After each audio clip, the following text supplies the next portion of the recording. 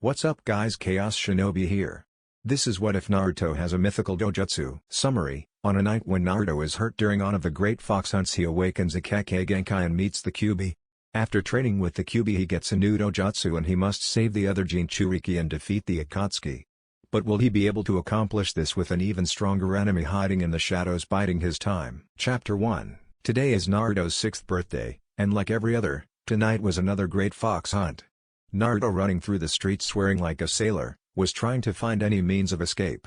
Naruto was running the twists and turns of the alleyway. I have to find somewhere to hide, he thought to himself while rounding another corner.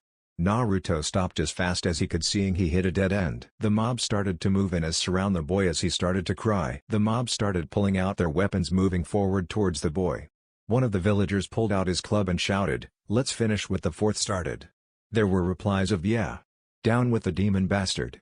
And I'll avenge my family."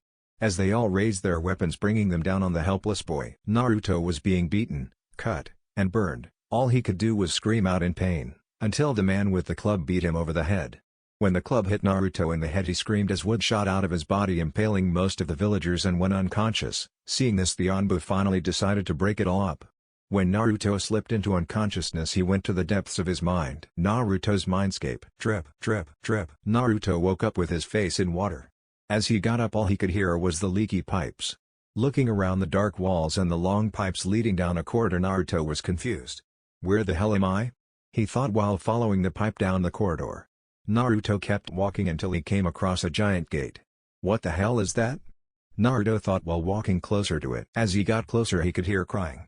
Is someone in there? He thought as he slipped through the bars, traveling into the cage. Naruto was following the crying to a corner in the cage. When he got there, he saw a girl, sitting there crying her eyes out. She looked to be about 18 and very beautiful. She had long blood red hair, a heart-shaped face, a slender body, nice firm ass, and D-cup breast. She had a body that seemed to be masterfully sculpted by Kami herself. Naruto was staring at her, admiring her beauty, and felt it was wrong for such a beautiful thing like her to be crying. "Hey, why are you crying?" Naruto asked. Hearing his voice made her jump and look up at him. Seeing him made her cry more. "I'm so sorry," she shouted at him, grabbing him and pulling him into a hug. Naruto tensed up at the hug. This was the last thing he was expecting. Naruto, deciding that he may as well accept the hug, wrapped his arms around her. "What are you sorry for?" Naruto asked, confused. The Kyuubi pulled him away, remembering he had no idea who she was. "I'm the reason why everyone hates you and beats you. I'm the Kyuubi," she told Naruto, crying again. "I didn't mean to attack your village. I was trapped in a genjutsu and forced to do it." Naruto was shocked to hear this. Now everything made sense. Everyone hated him because she was sealed inside of him. As much Naruto wanted to blame it on her, he knew it wouldn't change anything and that it isn't her fault. "It's not your fault. You never hurt me." "They did," Naruto said, hugging her tighter. She looked at the boy in shock. How can you be so forgiving?" she asked, trying to stop the tears. "It's my fault this happened to you." Naruto wiped the tears out of her eyes. "No, you never attacked me. It was the villagers, not you. You're not an evil being like they all say you are. You are crying and apologizing for something that is not your fault in any way," Naruto said, smiling at her. "Thank you, Naruto," she told him, wiping the tears out of her eyes. "So, how about I train you so that you become stronger, that way you won't have to worry about the villagers?" Naruto lit up like a Christmas tree at that. "I would love that, Q-chan," he said, hugging her tightly. Kyuubi smiled at the suffix added on. "Oh, and before I go, what was that wood thing?" Naruto asked, looking at her. "That was your Kake Genkai. It seems you're related to the Senju clan."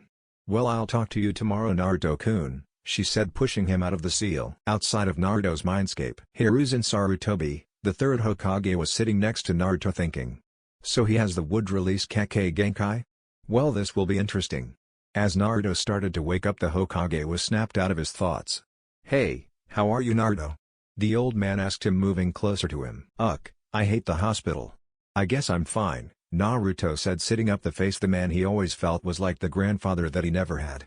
"Hey Gigi, I have a question for you." The Hokage just lifted an eyebrow to this. "What's your question, Naruto?" he asked. "Why didn't you tell me that I'm the host of the Kyuubi and an heir to the Senju clan?" Naruto asked, enjoying the shocked look on the old man's face. "You met the fox?" the Hokage asked, ignoring the second part for now. "Yes, and she is very nice. She told me that she only attacked the village because she was trapped in a genjutsu. Didn't that happen to her before and the first Hokage stopped her?" Naruto asked. The old Hokage was surprised Naruto knew that. Yes, she was, so she was trapped again? Do you know by whom? He asked. Hey kid, tell him that it was Madara Uchiha. The QB said to him through a mental link. A mental link, this will come in handy. But isn't Madara dead? Naruto replied. For being so young you are quite smart. No, he is not dead, he has done something unnatural to himself to keep himself alive. She responded. Maybe we should fix that for him, and when you grow up the way I do you have to get smart fast. Naruto told her. The Hokage was sitting there waiting for Naruto to respond. She says it was Madara Uchiha, that he has done something unnatural to his body to keep himself alive. He told his surrogate grandfather. Hearing that, the Hokage's face darkened. That was the last name I wanted to hear. And to answer your other question, you are the first Hokage's great-grandson and second cousin of Tsunade Senju. You are also heir of 2 other clans. Hearing this, Naruto's interest peaked to a new level. 2 other clans? And I have family? Naruto asked, getting excited.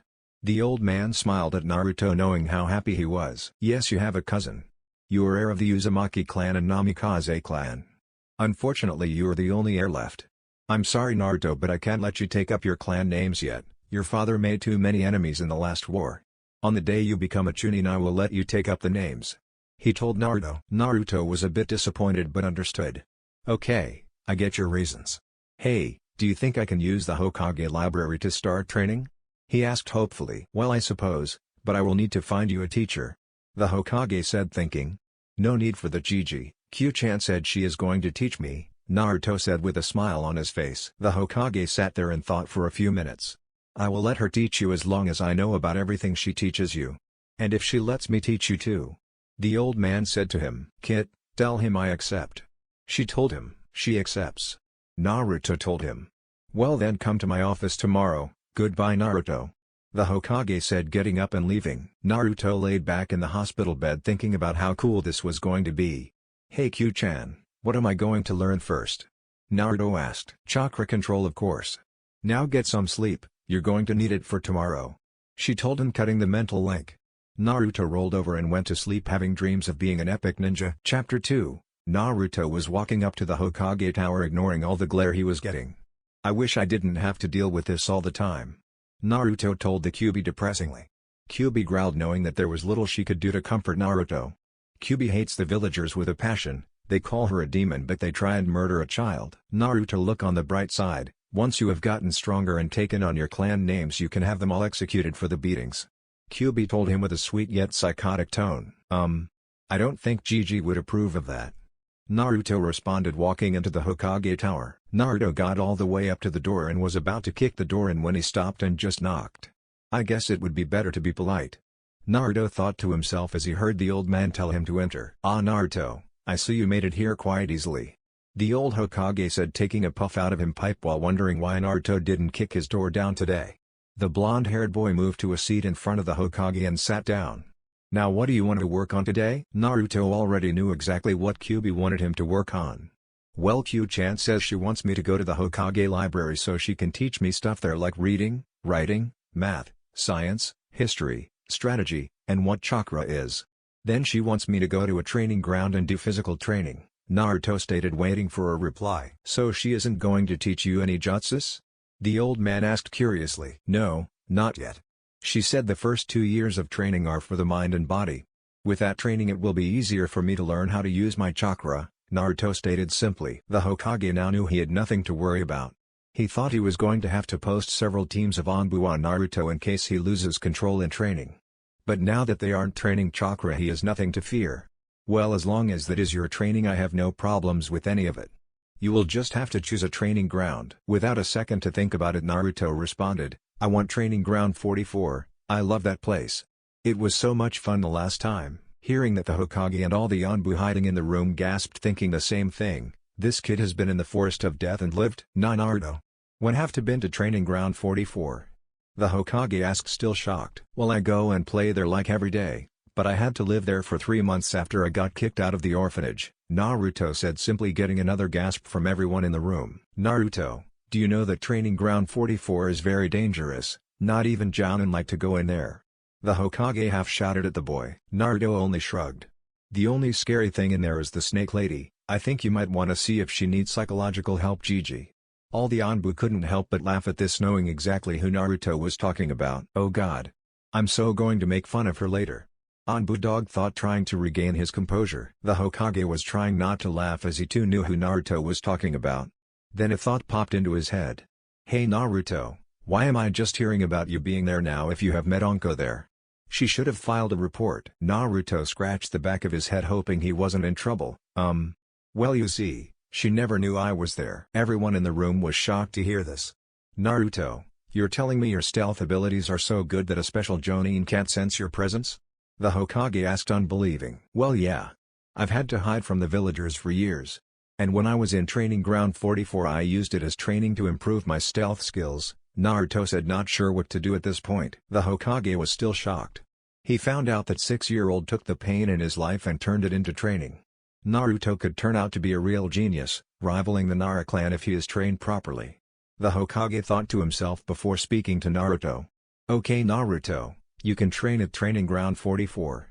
I'll let Anka know that you will be there. Also, you know that we don't want people knowing that you are from powerful clans yet. So I don't want you using Ukeke Genkai. When the Kyuubi teaches you how to use chakra, I'll have a teacher for you then. Naruto nodded at this as Kyuubi spoke to him. Naruto, tell him that I can sense you have one other Kake Genkai that he yet to be released. And tell him I know that it isn't from the Uzumaki. I have been sealed inside of 2 other Uzumaki, so it can't be from them or I would recognize it. Hey Gigi, Q-chan says that I have another Kake Genkai that hasn't been released yet.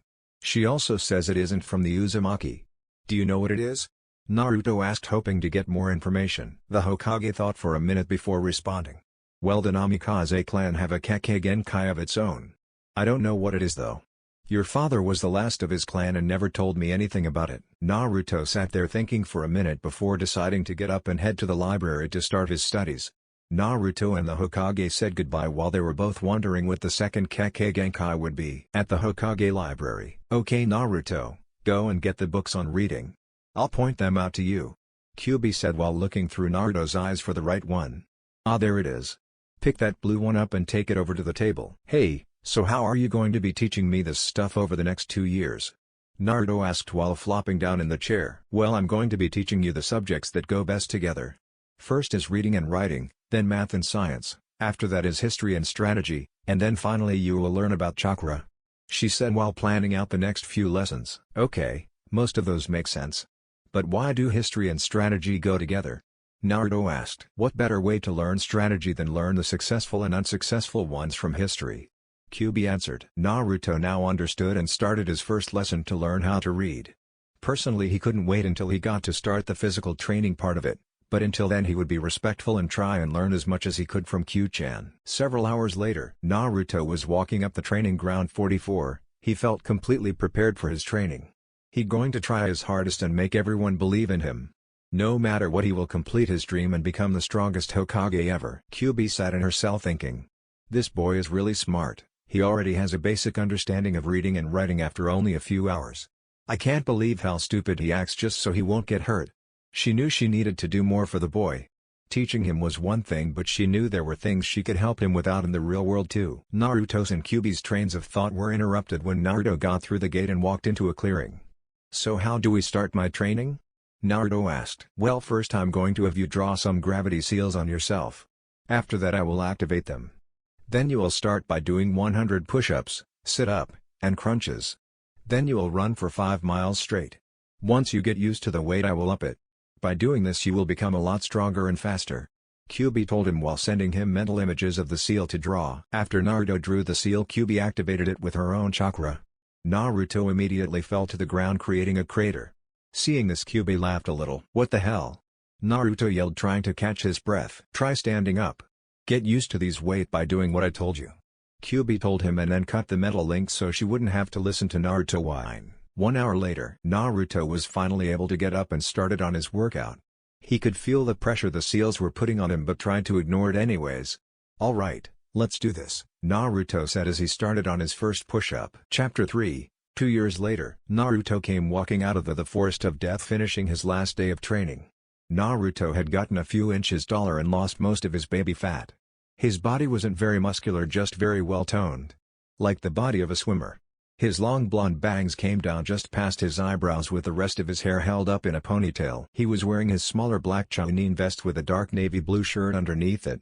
Black pants with chakra-enhanced steel-toed boots and his trench coat. It looks just like Hanko's, just smaller. Naruto was excited because in a few days he was going to start the ninja academy just like the other kids his age. As he was walking through the streets he realized he had to go see the Hokage to meet his new sensei. Naruto quickly turned in the opposite direction and ran towards the Hokage Tower. Hokage Tower. Naruto knocked and opened the door as he heard the old man tell him to enter. Naruto quickly took a seat in front of the old Hokage. "So who is going to be my sensei? And are they going to teach me cool jutsu?" Naruto asked, barely able to hold in his excitement. The Hokage took a puff out of his pipe and stared at Naruto. "I'm sorry Naruto, but the man who was going to teach you how to use your Kake Genkai was just assigned a long-term mission," he said, seeing the sad look on Naruto's face. "He was the best one for this stealth mission. He will be gone for 2 months. So during that time I want the QB to teach you how to use chakra." Hearing that he was still getting training brightened up Naruto. "Hey Q-chan, you were going to start teaching me how to use chakra anyways, right?" he asked through the mental link. "Yes I was, but with the Hokage's approval, it will make things a lot easier," she replied, thinking of the different things that she would have Naruto do for his training. Yeah, she was going to teach me anyways. "So when am I going to start the academy, Gigi?" Naruto asked. "You'll be starting the academy in 3 days along with the other kids your age. Now Naruto, there is something important I need to talk to you about," the old Hokage told him seriously. Naruto immediately dropped his excited mood for a more serious one. "What is it?" Naruto asked calmly. "You are going to be put in a class with mostly children from clans. No matter what they do or say you cannot let them know about your heritage. I'm not telling you to not show off, just don't use your Kake Genkai. Remember, if people found out right now, you would be in danger," the Hokage explained to him. "Don't worry, I won't do that," Naruto said, getting up. "Is there anything else?" "Ah yes, the yearly shogi tournament is coming up in 2 days. I entered you in so I can see your strategy skills," the old Hokage told him with a smile. Naruto nodded and left the room, heading back to Training Ground 44. At Training Ground 44, Naruto had been training here for the past 2 years and hadn't seen Anko once. He asked the Hokage about her and he told him that between her missions and working at D&I, torture and information, that she hadn't been there in quite some time. Naruto had seen her before around the village or when he was sneaking through the forest, but he had never talked to her. Naruto shrugged it off, thinking he would meet her eventually. He reached the clearing where he normally trained and went inside of the seal. Inside the seal, Naruto appeared in front of the bars and frowned at seeing them but walked on through anyways. He kept on going through the cage, hearing the dripping of a pipe towards the back of the cage. "What is she doing so far back in here?" Naruto thought as he walked farther into the cage. Naruto found her sitting in a corner staring at the wall depressingly.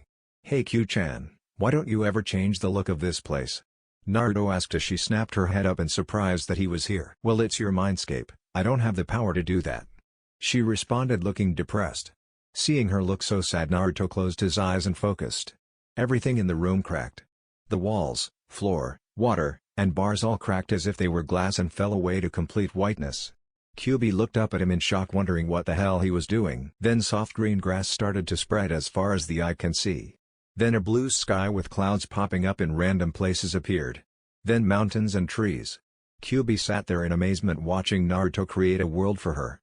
Then forest animals were created as they ran out into the forest to start finding homes. QB felt the ground shake as a beautiful waterfall burst out of the ground. Seeing the waterfall, a few of the animals walked over to it to drink from the big pond it had created. Then several trees disappeared, leaving a clearing. In the clearing, a wooden cabin slowly rose out of the ground.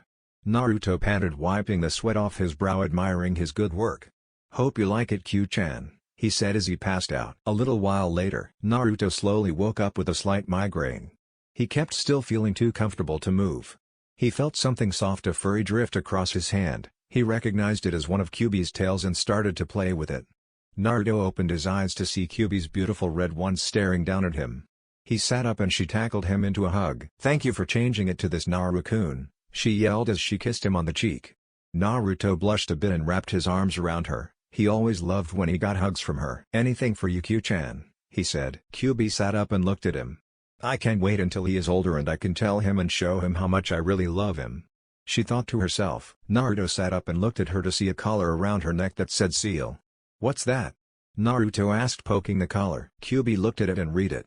"Oh well, when you changed your mindscape the seal changed to a collar," she explained. Naruto frowned at hearing that. "I don't want you to have a collar, it kinda makes it seem like you're my slave," he told her, and Kyuubi giggled at that. "Well, it's better than that, Cell," she told him, standing up. "Now, let's start on your chakra training." She showed him how to balance a leaf, and to walk on trees and water. Naruto watched this and thought it was so cool. Kyuubi pushed him out of the seal to start on the chakra training. 2 days later, Naruto had finally gotten the leaf balance exercise down, and Kyuubi said she was going to teach him a jutsu tomorrow to help with his training. Naruto rolled out of bed getting ready for the shogi tournament today. "Man, I bet the entire Nara clan will be there," Naruto thought as he stepped out of the shower and dried off. "So what if they are? Your strategy skills are great, I bet you will beat a lot of them," Kyuubi told him, trying to boost his confidence. "Maybe, but I really just want to keep training," Naruto said in a slight whining tone. Kyuubi giggled at that and got an idea. "Hey Naruto, if you can win the tournament I'll teach you the jutsu tonight instead of tomorrow," she told him, knowing it would drive him crazy. Naruto jumped up in the air with excitement. "Look out, you lazy-ass Nara clan. Naruto Uzumaki is gonna win today," he shouted while running out the door. At the shogi tournament, Naruto walked into the big convention center building. Just like Naruto predicted, almost the entire Nara clan was there. Some of them were in the chairs watching, while others were taking seats at the plain tables. Naruto walked over to where some of the Chunin and Jounin are. Naruto knew a few of them and they were nice to him.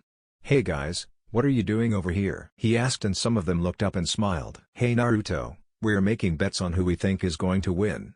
You want to make a bet?" Kurenai asked with a smile. Naruto had known Kurenai for a while now. He had always thought she was beautiful and really liked her eyes because they reminded him of Kyuubi's. "Yeah, sounds like fun. What are we betting?" Naruto asked. Kakashi looked at Naruto with one of his famous eye smiles. "Bets are either money or a ninja scroll. Winner takes all," he explained. Naruto nodded and took out his wallet and dropped it into the betting pot they had going. "I place a bet on me to win," Naruto said with a smile. The Jounin and Chunin laughed. One stood up and ruffled Naruto's hair. "Kid, if you make it past the first round I'll buy you all your ramen for the next year," he said, and Naruto's eyes lit with a fire of determination. "Oh man, you shouldn't have made that bet," Naruto said as he walked off towards his playing table. At the table, Naruto found his assigned table and his first opponent. One of the random Nara clan members was Naruto's first opponent. Naruto shook his hand and the Hokage called out for the matches to begin. Naruto kept thinking 50 moves in advance and calculating the different options as he ruthlessly destroyed his opponent, winning his game. Naruto stood up with a smirk on his face, seeing the Jounin who made the ramen bet look at him in horror. The Nara clan member held his head in his hand in shame. Round 2. Naruto moved to the next table and met his new opponent, Shikamaru Nara. Even Naruto knew this guy was a genius, but nobody knew how much of a genius Naruto was. Naruto started out his match cautiously, waiting to see how the young Shikamaru would play. Shikamaru sat there in shock. This Naruto kid was beating him. "I don't know how he's doing this. He's reading my every move and thinking several turns in advance," Shikamaru thought as he kept playing, trying to win, but to no avail. Shikamaru stood up and shook Naruto's hand. Seeing Naruto defeat 2 Naras in a row, everyone had their eyes on him. "Great game Naruto, I was thinking of 100 moves in advance, but I guess that just wasn't enough. But I want a rematch sometime," Shikamaru said, walking away. Naruto smiled at this, hoping that he may have found a new friend. Round 3. Naruto's next opponent sat down in front of him and shook his hand while lighting his cigarette. "My name is Asuma Sarutobi, you're Naruto, right? My father has told me a lot about you," he said, and took a long drag on his cigarette. "Yeah, Gigi has told me a lot about you too. But just because you're his son doesn't mean I'll go easy on you," Naruto said with a smile, making Asuma laugh. "I wouldn't want you to, kid. Now let's play," he said as he set up the board. Naruto and Asuma had been playing for 20 minutes and Asuma knew he was losing. He put out his cigarette and heard some gasp. People knew that Asuma only put out his cigarette when he was taking things seriously. Everybody was beginning to realize how much they underestimated Naruto and how wrong they were to do it. "Looks like Naruto is going to beat you. I can't wait to make fun of you later," thought the old Hokage as he watched the matches. Asuma and Naruto played for another 10 minutes before Naruto finally defeated him. All the ninja present were shocked by this. Asuma was one of the village's greatest strategists. Asuma told Naruto just about the same thing that Shikamaru did and walked off, hearing the taunts of the Jounin and that he got beat by a little kid. The Hokage stood up and quieted everyone down. "Now we are on to the final match. The final match will be between the champion for 6 years in a row, Shikaku Nara, Nobody was shocked to hear that Shikaku had made it to the finals. His opponent will be Naruto Uzumaki. Hearing Naruto's name, everybody started whispering that they couldn't believe that an 8-year-old had made it to the final round. The final round. Naruto sat across from Shikaku and shook hand. "This will be fun," Naruto said while cracking his neck and preparing to play. Shikaku looked at the boy and was proud. If his parents could see him now, they would be so proud of him. Shikaku had always wanted to adopt Naruto, much like the other clans, but the council was always blocking them on it. "It's too bad you never had gotten a good home, Naruto," he thought as he too prepared to play. Since the game started, Naruto was as cautious as could be. He wasn't being as cocky as he had been in the previous rounds. He watched Shikaku's movements and developed several plans and kept planning several moves ahead. Shikaku did the same as Naruto and was surprised that there was a strategist who might be even better than him. He knew Naruto's mind was working on several plans and all of them working 200 moves in advance. He didn't know how the kid got to be so good but was glad he had finally found a good opponent. "Naruto, I'm surprised at how many plans you have, and how many steps in advance you're planning," Shikaku told him with a smile. Naruto smiled back. "Thanks, I'm glad I found a fun opponent," he said as he moved a piece into place and shocking Shikaku. "Crap. I didn't even see that move.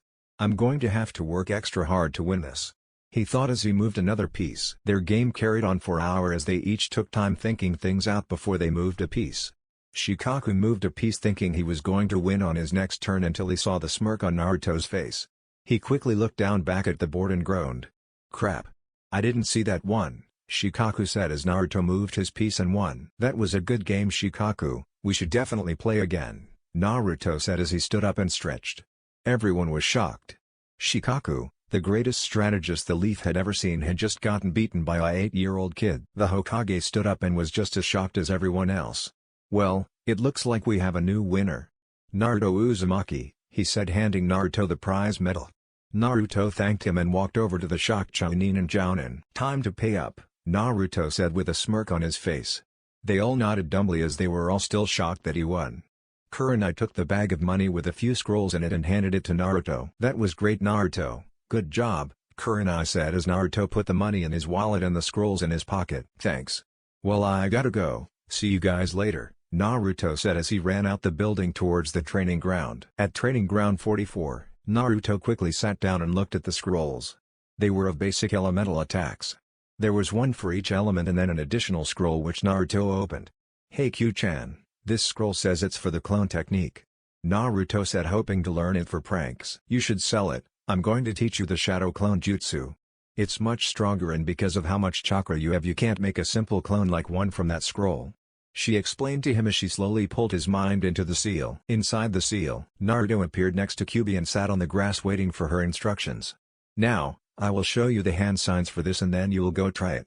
While shadow clones can't help with physical training, they can help with mental and chakra training, being as they pass on their memories to the summoner," she explained and smiled at the look Naruto had on his face. "This is going to be so awesome," Naruto said as he watched her do the hand signs and then left the seal. Outside the seal, Naruto opened his eyes and went through the hand signs and poured all his chakra into it and yelled out, "Shadow Clone Jutsu!"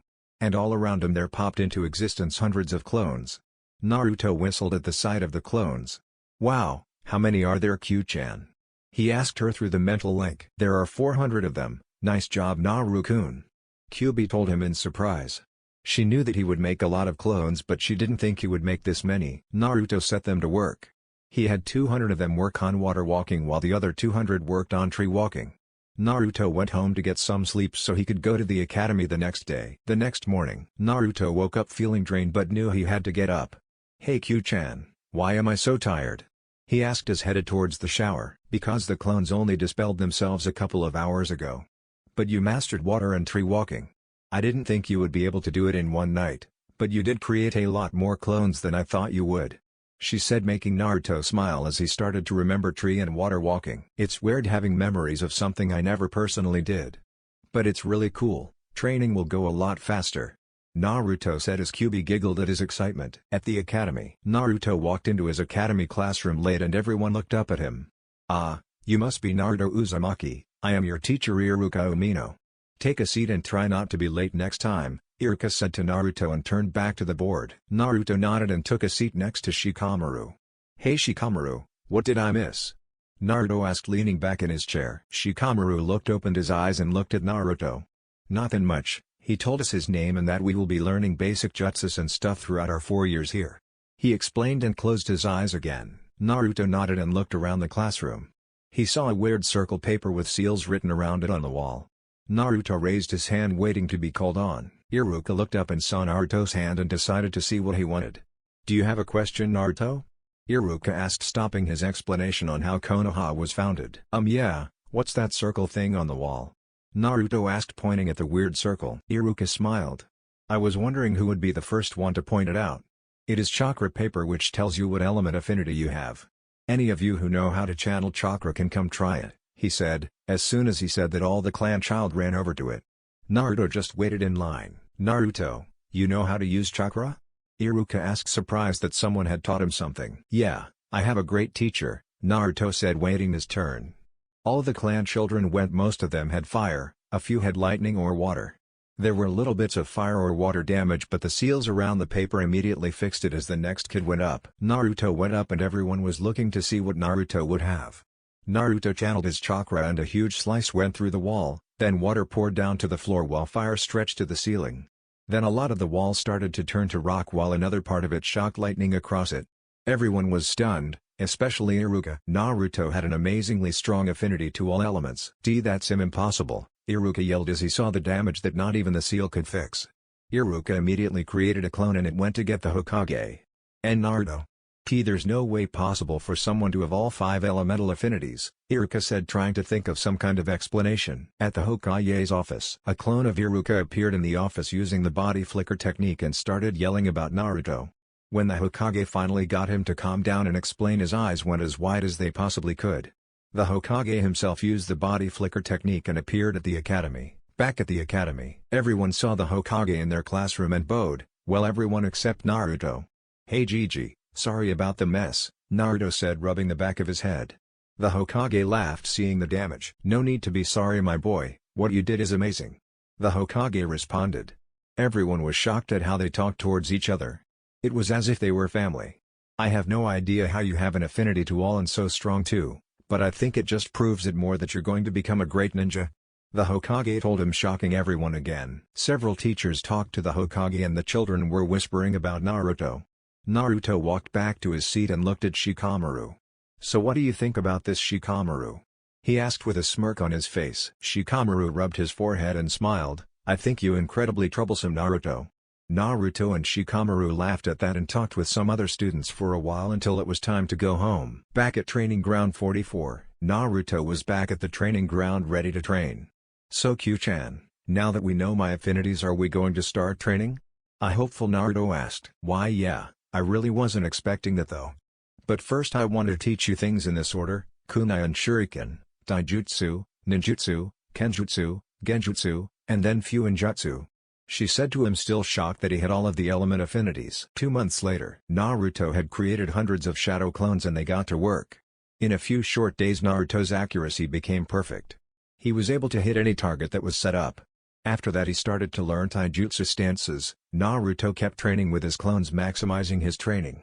2 months he had already mastered the basic taijutsu stance and the kitsune taijutsu stance that Kyuubi had created. He had just recently started his ninjutsu training, but with the clones he was mastering jutsus at an amazing rate. "Wow, Q-chan, I'm surprised that I've been able to learn all this stuff so quickly," Naruto said as he slowly dispelled the clones, learning their memories. "Well, you know, the Senju clan wasn't called the clan with 1,000 skills for nothing," Kyuubi responded, even though she was a bit surprised too. "I suppose you're right. Well, I should probably go to Gigi to meet my sensei," Naruto told her as he walked through the forest. Naruto took a deep breath in, smelling all the distant smells throughout the forest. Naruto ran on through the forest until he felt a faint chakra pulse. "Hey Q-chan, did you feel that?" Naruto asked as he moved towards it. "Yeah, it felt weak, go find what it was," she responded, and Naruto nodded and jumped through the trees towards it. Landing on the ground in front of a mountain, he looked up at the wall. "Look at that right there on the mountainside wall," she said, and Naruto brushed away some of the overgrowth to reveal a seal. "What the hell is that?" Naruto asked. "Well, judging by the look of it, it's a blood seal. And the clan seal above it appears to be the Senju clan. Bite your thumb and wipe the blood across the seal," she told him, and Naruto did so. The seal glowed and it turned into a passageway. Naruto walked through and it closed behind him. The cave of the Thunder God. Naruto walked through the passageway which was lit up by torches hung on the walls. On the walls were pictographs showing a story of the first Senju meeting the Thunder God and defeating him in battle. The god was so impressed that he gave the Senju his blade to be used by his family for the rest of time. Naruto walked out of the passageway into a chamber. The path led right up to an altar and on it was the sword. Naruto walked up the steps and looked down at the altar. The handle of the blade was covered in yellow lightning. The blade looked impossible to grab. Naruto looked at the words inscribed on the altar. Only those of true Senju blood can use the sword of the Thunder God. Those unworthy or not of Senju blood will be destroyed upon contact of the blade. But if you are a worthy Senju, reach out and grasp the blade. Prove yourself to the God of Thunder. Naruto reached out and grabbed the handle. He was surprised the lightning hadn't hurt him. He channeled chakra into the handle and it sprang to life. A long yellow lightning blade erupted from the hilt with a hiss. Naruto moved the blade around a bit. Wow, this is so cool. Naruto thought. Yes, this is quite amazing. Kyuubi told him. Naruto channeled more chakra into the blade and it shut off. He clipped it onto his belt and walked back through the passageway and left. Once outside he unclipped it and activated it. He ran towards a tree and the blade slashed right through it and lightning crackled across the tree. Naruto clipped it back to his belt and smiled. I'm so badass. He thought as he made his way to the Hokage Tower. At the Hokage Tower, Naruto kicked down the Hokage's door. Hey Gigi. I have something awesome to show you, he yelled as he ran towards the desk. The old Sarutobi looked up with a smile on his face. What do you have today, Naruto? A new jutsu? He asked, thinking he would be showed a new water or fire jutsu. No. Something better, Naruto said as he reached towards his belt. Hearing that it was something better really piqued the Hokage's interest. Naruto pulled out a handle and channeled chakra into it and the blade erupted from the hilt with a hiss again. When the old Hokage saw this he fell out of his chair. Where did you find that? The Hokage asked in amazement seeing his old sensei's weapon again. Naruto explained to him the cave and the Hokage was amazed. He had heard stories of it but never knew that it actually existed. Naruto, I know it's your birthright to wield that blade, but you can't use it until we announce your heritage. People would ask too many questions. The Hokage told him, I know, I was thinking the same thing. I will only use it in case of emergency, just like my Kekkei Genkai. Naruto told him with a smile. Good. Now I will call in your sensei. Bear. As soon as the Hokage said that an Anbu wearing a bear mask appeared. Take off your mask. The Hokage ordered. The Anbu nodded and removed his mask. Naruto looked at him to see a ninja that he had never met before. Hello Naruto Uzumaki, you can call me Yamato, said a tall man with brown hair and an expressionless face. Naruto stood up and shook his hand. Nice to meet you Yamato-sensei, when do we begin training? Naruto asked. Tomorrow. Be at Training Ground 44 at 8 a.m. With that Yamato disappeared in a swirl of leaves. Naruto said goodbye to the Hokage and left for his house. And now Chapter 4, Naruto woke up in his bed stretching and rubbing the sleep out of his eyes. Looking over at his clock he saw it was 7 a.m. Naruto closed his eyes and started to meditate.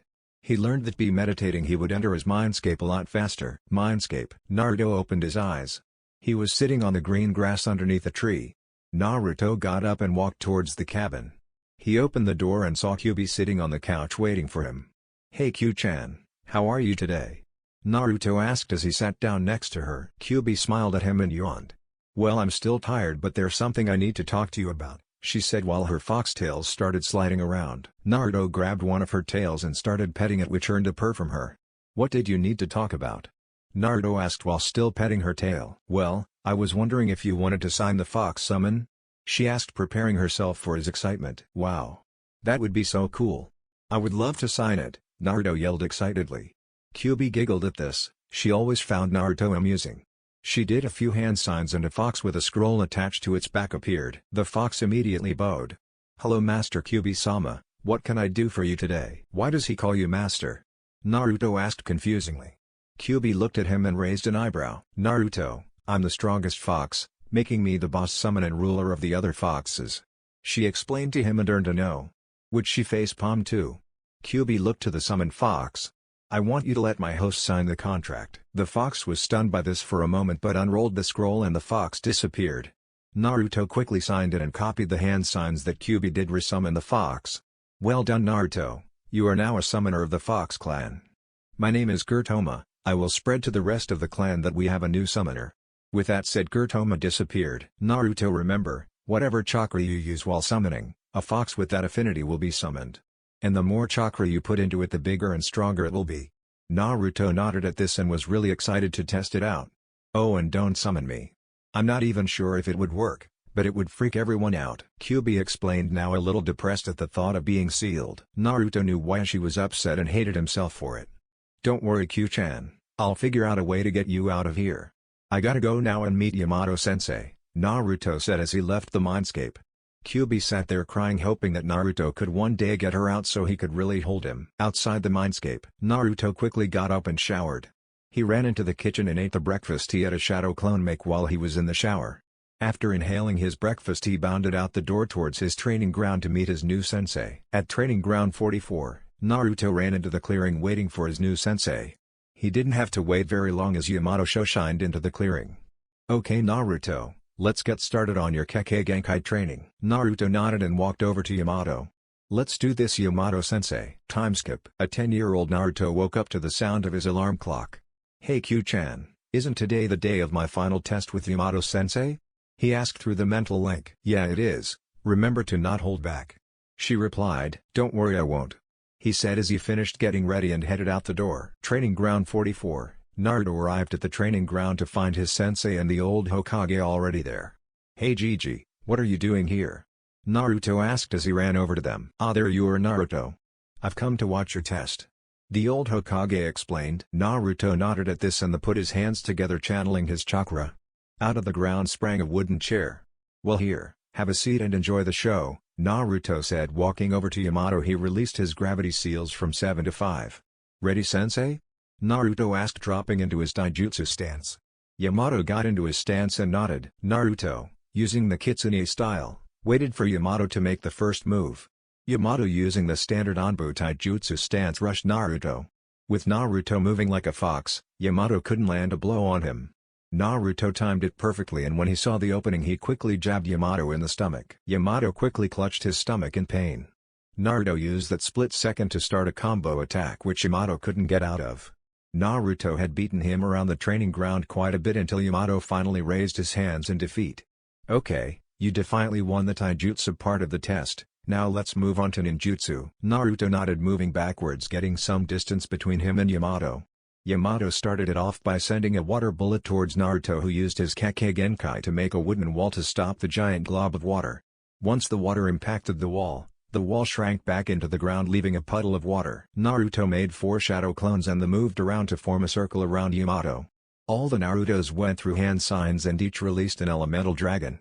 Yamato immediately paled at seeing the water, fire, earth, wind, and lightning dragons headed his way. He formed a wooden dome around himself, but the dragons broke through it, sending him flying into a tree and dissolving into wood chips. So he used a wood clone then. Naruto thought, trying to figure out where Yamato was at. Yamato off in the distance used a few clones to send 4 giant earth dragons at Naruto. When they got close, Naruto sensed them and brought his hands up together, making a white wooden dome. The dragons impacted the dome and created a lot of dust. As the dust cleared, the Hokage and Yamato could only stare in shock as the white wood had not a single scratch on it. Beams of wood shot out of the dome, wrapped around all the Yamatos and squeezed. The other Yamatos disappeared, leaving one in the tendril of wood. The wood slowly shrank back to the dome. The dome fell away to the ground and Naruto had his palm open with a beam coming out of it. Yamato squirmed around, quite pissed that this wood was unbreakable. Naruto, what the hell is this? Yamato half asked, half yelled. Naruto laughed as he lowered the man to the ground and released a wood. It's petrified wood. Once you master the Makuten style, you can use petrified wood, which is so much stronger. Naruto explained to the wide-eyed Hokage and Yamato. I knew I didn't master it, but I didn't know it went that far, Yamato said to Naruto. Naruto, I saw the first Hokage use Makuten style. He never used white wood. Are you saying that the first Hokage didn't even master it? The old Hokage asked, unbelieving. Exactly, and from what QB has told me, now that I have mastered the Makuten style, I can stop any demon. Also, with my training in the Uzumaki clan Fuin Jutsu, I will soon be able to seal away and control demons and do many other things. Naruto explained to the shocked men. You know the Uzumaki clan sealing secrets? How? The Hokage asked. She trained me, Naruto said, simply remembering the day he first started his Uzumaki clan training. Flashback, year and a half ago. An 8.5-year-old Naruto was running to his training ground. He didn't have training today with Yamato-sensei but with QB-sensei. Hey Q-chan, what exactly did you say I would be learning? Naruto asked, running through the forest and landing in his clearing that he would use for training. I'm going to be teaching you the Uzumaki clan Fuuin Jutsu and Kenjutsu. It was what made your clan so feared during the last war. Your mother was around your age when she first started too. But she was learning from one of the last few Uzumaki. Being as you are the very last one, I will have to teach you from my memories. I learned your family styles perfectly when I was sealed in Mito and then Kushina. Kyuubi explained to the young excited boy. Sweet. With this training I will show everyone that I am a true Uzumaki, Naruto shouted out in excitement. Naruto followed Kyuubi's orders and made 600 shadow clones. He set 300 of them to work on the Fuuin Jutsu and the other 300 on the Kenjutsu training.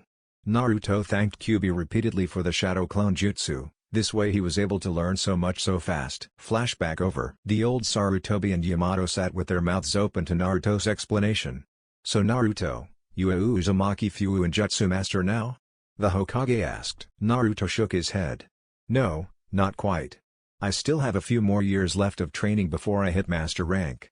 But when I do I want to challenge the current Seal Master of Konoha for the title, Naruto said with a big grin. The Hokage rubbed his forehead knowing this was eventually going to give him a horrible headache. Yamato on the other hand could only stare with his mouth open until he realized something. Hokage-sama, I'd like to be returned to Anbu now, Yamato said standing up and stretching. And why is that? He asked confused. I thought you liked teaching Naruto. Yamato nodded his head. I do, but I have nothing left to teach him. He has mastered the Makuten style, something that I will never be able to do. Based on his abilities, I'd say he has the skill level of a Hyunin to low Chunin. He still needs experience though. Yamato explained to his Hokage. Sarutobi nodded to this and thought for a moment. Naruto, I have nobody else that can teach you until you become a Jonin. So until you are placed on a team I want you to keep training with Kyuubi. The old man told him, getting a nod from Naruto. They all left the training ground going their separate ways. Naruto for one decided to go celebrate passing his training by going and getting some of the world's best ramen. Ichiraku's ramen stand. Naruto moved the flap apart and took a seat in front of the father-daughter duo. They had always been so nice to Naruto. They would even give him ramen when he was out of money.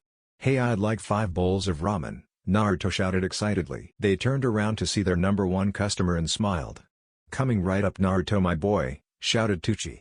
Ayame darted around the kitchen helping her father gather the ingredients and then went over to Naruto. So Naruto, how are you doing today? She asked leaning over the counter smiling. I'm doing pretty good, my ninja training has been going along pretty great. How are you? Naruto asked while swinging his legs on the chair. Well, that's good, I have been doing fine. But working here every day gets a little boring. But don't mind Dad, I said that though. She replied with a little giggle towards the end. Naruto smiled at her and sat up as Teuchi put the ramen down in front of him. Naruto quickly broke some chopsticks and with a quick itadakimasu, he dug right into the ramen, emptying the bowls in under 4 minutes. He sat down his payment and thanked them and walked off towards home. 1 week later, 2 people heading to Konoha let out a sigh of relief as they finally found the gates. Damn hidden villages. They're always so hard to find. The auburn color-haired woman complained to her companion. That's why they are called hidden villages. The blue-haired man said, laughing and pointing out how stupid her statement was. The woman turned to him smiling but glaring daggers straight into his soul. Shut up how or I'll kill you. Hearing this, the man quickly shut his mouth knowing it wasn't wise to piss her off. Chapter 5. Naruto was walking around the village just passing the time when Kyuubi started talking to him. Hey Naru-kun, channel chakra to your ears. I just heard 2 interesting people enter the Hokage's office. Naruto snuck closer to the Hokage's tower and climbed up and hid himself within a genjutsu and started channeling chakra to his ears. In the Hokage's office, Mei and Dao just walked into the Hokage's office and took a seat in front of him. Hello Hokage-sama, I am Mei Terumi and this is Ao. We have come on behalf of the rebel factor in Kiri. Mei informed him as the old Hokage sat there thinking. He looked at the beautiful auburn color-haired woman to the man who sat next to her. The Hokage found his eye patch interesting but decided to move on from that. He cleared his throat and sat up. While I can appreciate and sympathize what you are going through, we simply can't help you. The rebel faction may not win this war. If Konoha were to interfere and you lost, then we would be forced into war with Kiri. Being as we lost quite a few troops during the Kyuubi attack 10 years ago, I can't help you. Sarutobi told her with a frown. Mei was quite upset by this but understood.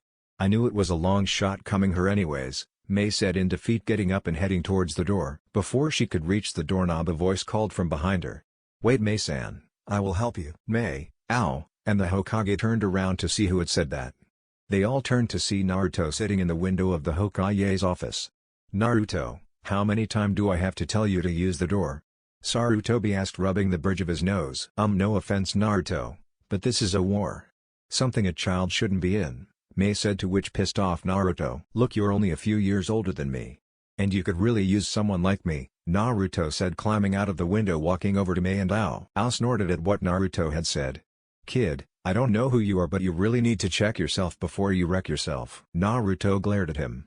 "I'm Naruto Uzumaki Namikaze Senju, and I challenge you to a fight to prove I can be useful." "Naruto, I don't want you going into war. You may be very skilled, but you're too young," the Hokage said, smoking his pipe. "Jigi, you can't stop me. I'm not a ninja yet, so I'm not under your command," Naruto said, still glaring at Ao, when they all felt a huge burst of ki go off and they all looked over to its source. To say Mei was angry was an understatement. "You're Naruto Uzumaki Namikaze Senju?" she asked angrily. Yeah. Why?" Naruto asked, really confused at why she was so angry at his name. "I'm Mei Terumi, your fiancé. We have an arranged marriage. I, like the rest of my family, thought you were dead. The council told us that you died along with your parents," she explained to him. Naruto's face turned pale white in fear, while the Hokage's turned pink with perversion. "Damn lucky kid." Naruto looked down at his feet, unsure what to say. The Hokage pushed away his perverted thoughts and cleared his voice. "Well, as you can see, Naruto is very much alive. Can you tell me who said he was dead?" the Hokage asked. "Well, the marriage was set up between our fathers and I was only 4 at the time. But I remember my father telling me that it was the village elders who told him that Naruto died," she said, taking a seat back in front of the desk. The old Hokage sat there nodding his head, knowing exactly who she was talking about. "Well, being as you are in an arranged marriage, I can no longer hide your heritage from the council," he said, looking at Naruto. Naruto nodded and took the chair next to Mei, wondering what the hell to do now. "Anbu, tell the council there will be a meeting in an hour." With that, the Anbu in the room disappeared to gather the council members. "What are you doing, Jiji?" Naruto asked, now able to get over the shock of suddenly having a fiancé. The old man got up, stretching his bones. "It's time to reveal to the council your heritage. Personally, I would have preferred to wait longer, but it seems I don't have a choice now." Naruto nodded and turned to Ao. "After this meeting, meet me at Training Ground 44 for your ass kicking." Ao ignored him and Naruto turned his attention to Mei. "Let's go to the council." Mei nodded and got up, following the Hokage and Naruto out of the room. Council meeting. Sarutobi walked into the council hall and took his seat in the Hokage's throne at the head of the table. To his right was the empty Senju seat and to his left was the empty Namikaze Uzumaki seat. After Minato married Kushina, their clans merged to save hers. So her clan name was added onto his. He looked farther down and saw his son Asuma sitting in the Sarutobi clan seat representing his clan. All the clan heads were at their seats, and at the last 4 end seats were the civilians. To get the ninja and civilians to connect more, they had been given 4 seats on the council to voice their opinions.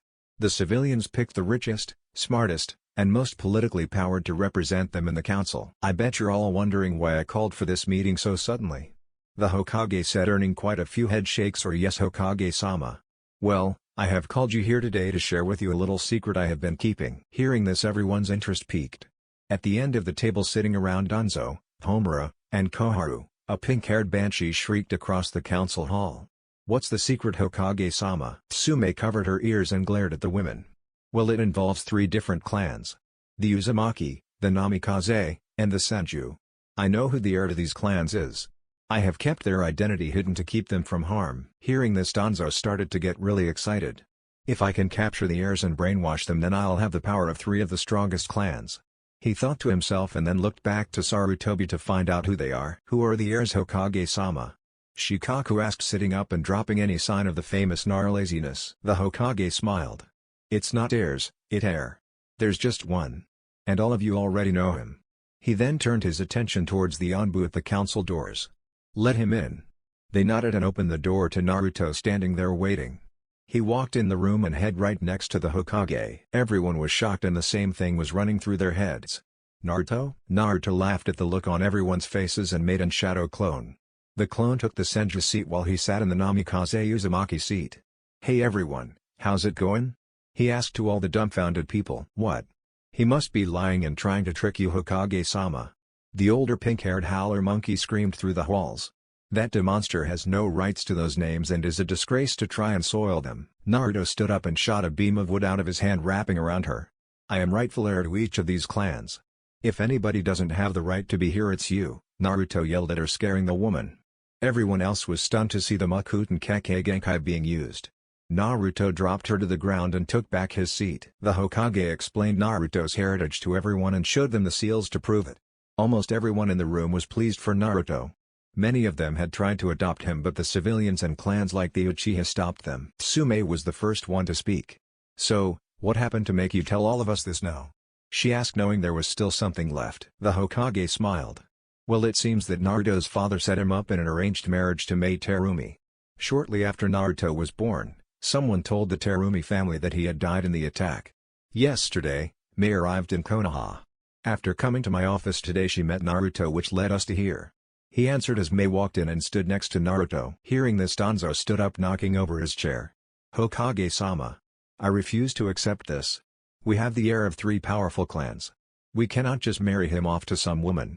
We should pick someone within the village and strengthen ourselves," he shouted through the halls, glaring at the Hokage. "You have no say in this matter.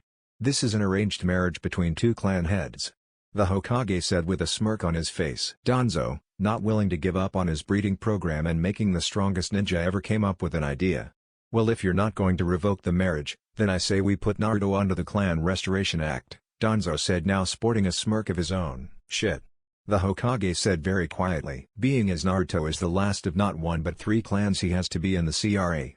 With 1 wife that won't be enough to save these clans and bring them back to their former glory, Danzo said, finishing his little speech and sitting down. This caused quite the discussion among the clan heads, and the Hokage was dreading what he had to do now. "Well, since you had to bring that up. Yes, Naruto will be forced into the CRA. All of you know that normally we would need permission from the Fire Lord to do something like this, but since Naruto is the last of multiple clans, he is already put in it," the Hokage explained to everyone and looked to Naruto. "So what does this mean for me?" Naruto asked, looking to the Hokage. "Well, to put it simply, you get a harem." When the Hokage said this, everyone in the room face-faulted and slammed their heads into the table. The old perverted man just sat there laughing while everyone else peeled their heads off the table. "You shouldn't say such things to a child," Tsume said, scolding her Hokage. "It's okay, Tsume-san. I'm much more of a man than any of the men here, if you know what I mean," Naruto said, giving her a wink. Naruto wasn't exactly sure why he was doing this. Kyuubi just told him to, and that it would be funny. Tsume was speechless and turned dark pink from what the 10-year-old had said. "Wow, kid works fast," Shikaku muttered, getting laughter from all the clan heads. Being laughed at, Tsume was angered and regained the ability to speak. "Naruto, have you been reading the Hokage's nasty orange books?" Tsume asked in a sickly sweet voice. Everyone else quieted down to hear where the boy came up with the idea to say something like that. "Of course not," Naruto yelled like that, wounded his pride. "The only people who read those are the ones who can't get any. Why do you think Kakashi is always reading?" Everyone in the room, including the Anbu, fell over laughing in tears. Things like, "I'm so gonna make fun of Kakashi later. To that kid is hilarious. I'm glad he's on the council now." We are going around the room as people tried to control their laughter. Then one individual stopped laughing. "Wait, you insulted me in that too," the Hokage yelled, realizing exactly what Naruto had said. When the others heard that and realized it, the laughing got out of control. The Hokage got up, grumbling from his chair about stupid blondes. Everyone kept laughing as the Hokage left, not really caring about how pissed he was. Hokage's office. Sarutobi walked to his desk and sat down. Naruto followed him into the office and sat in front of the desk. "So what do you want to talk to me about, Gigi?" he asked, wanting to get this over with so he could go fight Tao. "I wanted to try and convince you one last time not to go. You may be very talented, but this is war we're talking about. Someone your age shouldn't go to war," he said in a pleading voice. Naruto shook his head. "No, Gigi, this is something I have to do. Yagura the Mizukage is the Jinchuriki of the 3 tails. Fighting him is something I need to do." The Hokage solemnly nodded his head. "Okay, Naruto, you may go if Mai and I approve." Naruto thanked him and headed for the door. "Oh, and Gigi, how would you like to know the secret to paperwork?" Hearing this, the Hokage jumped out of his chair and landed in front of Naruto, begging on his knees. "Please tell me, Naruto. I'll give you anything you want. I'll even let you sign the monkey contract." The old Sarutobi begged, wanting to know the secret. "Okay, you let me sign the monkey contract and I'll tell you," Naruto said with a shit-eating grin on his face as the old man ran over the hand sign summoning a monkey. "Hey boss, what can I do for you?" said a monkey with a giant scroll on its back. "I want you to let Naruto here sign the monkey contract," Sarutobi said to the summon. It simply nodded its head and had Naruto sign the contract. Now Naruto, you are going to be reverse summoned to the monkey realm. Once there you have to fight the Monkey King Enma to prove you are worthy of his summon. Naruto was barely able to nod in time before he disappeared into smoke. Monkey Realm. Naruto appeared into the Monkey Realm. As far as the eye could see there were tall mountains, sakura trees, and green open fields. Following the scroll monkey, Naruto headed up a path to a temple. Oh, I forgot to ask, what is your name? Naruto asked following the monkey. My name is Lefione, I am the holder of the monkey summoning scroll. I am taking you to the Monkey Jade Palace. And if you look at the training field to your right you can see some monkeys practicing our taijutsu stance, Lefione said as he walked up the hill. Naruto looked out at the field and saw about 200 monkeys all fighting. Observing the stance he could see it was one that you move very quickly and get in many more moderate level hits rather than taking the chance of a very strong one. Naruto currently uses the Kitsune Taijutsu, which you are always watching your enemy to hit them as hard as you can as soon as you see an opening. The Kitsune stance also relies on feints and dodging to tire out your enemy and to make them get open more. Will I be able to learn it? Naruto asked, knowing he would need many different taijutsu forms for many different enemies. Lefione looked at the boy with an amused look. Of course, but only if you beat King Enma. Naruto and Lefione neared the palace and Kyuubi decided to speak up. Hey Naru-kun, I've fought with Enma before. Don't underestimate him. He is very powerful but very easy to trick. He is also a very prideful creature, so pay your respects and things should be easier. Okay, thank you Q-chan. Naruto told her as they reached the golden gates. Inside the palace Naruto could now get a better look at the monkeys. All of them except for the instructors were in black ninja uniform. It covered them head to toe. There was a hole in the back for their tails to poke out through and holes in the mask for eyes. Many of the stronger and bigger looking ones also had short katanas strapped to their backs. So the monkeys are ninjas? Naruto asked Kyuubi. Yes, because they are very close to humans and have hands they can do many more jutsus. Because they aren't limited to just nature jutsu like the rest of the creatures, they can be quite powerful. But frankly, I find them to be a pain in the ass, and so do the toads. She replied in a tone with slight annoyance. You must not like these monkeys. And why don't the toads like them? Well, the toads and monkeys have always hated each other. It all started with losing a camel and 22 kiwis to a goat. Because toads don't have as many fingers as monkeys, they became samurai. Toads were the only ones who could stand up against the monkeys. The monkeys didn't like the challenge for dominance and they have been at war ever since. Kyuubi explained. Naruto was confused for several minutes before asking.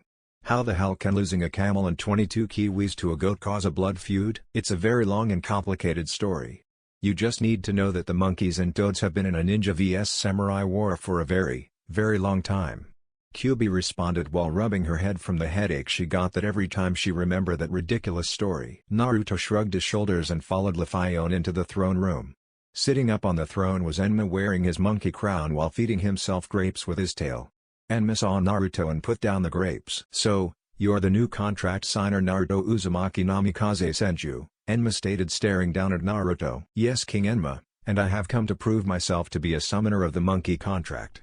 Naruto replied, getting down on one knee and bowing his head to the Monkey King. Enma smiled at this and stood up. Well then, follow me so you can prove yourself. Naruto got up and followed Enma through a few doors to a training field. You have to beat me or impress me enough that I will allow you to summon me, Enma said, getting into the monkey taijutsu stance. Naruto nodded and got into the kitsune stance. Naruto vs King Enma. Naruto kept his eyes on Enma while he dropped his gravity seal from 8 to 4. Immediately feeling lighter, Naruto flexed his muscles and rushed at Enma. He brought one fist to Enma's stomach and the other to block his arm. Enma grabbed the fist with his other arm that stopped Naruto's blow. Naruto twisted his body, brought his foot up to Enma's head just to be stopped by the Monkey King's tail. Enma quickly punched Naruto in the stomach. Naruto puffed away in smoke. The real Naruto shot out of the ground and a fist in Enma's stomach and a foot to the head. Enma went sliding backwards and smiled. He started going through several hand seals. Fire style, Great Dragon Flame Jutsu. Enma shot out a giant flaming dragon at Naruto. Naruto smiled at the jutsu. Water style, Exploding Water Shock. Naruto shouted this out and water collected from thin air and joined with the water he was spraying out of his mouth to create the giant wave that covered the dragon. Enma stood shocked for a moment before starting up another jutsu. Earth style, Mudslide. Enma punched the ground and sent a wave of rock, dirt, and mud head towards Naruto. Naruto channeled chakra to his hands and slammed them to the ground, creating a giant white wooden wall stopping the mudslide. Enma was shocked once again. "I see you have surpassed the abilities of your Hiroshima and Tobirama Senju," Enma said, getting impressed by the young boy. "Well, I have a family name to live up to. And I don't want to disappoint my great-great-grandpa and uncle," Naruto said with a smile and then went through another hand sign.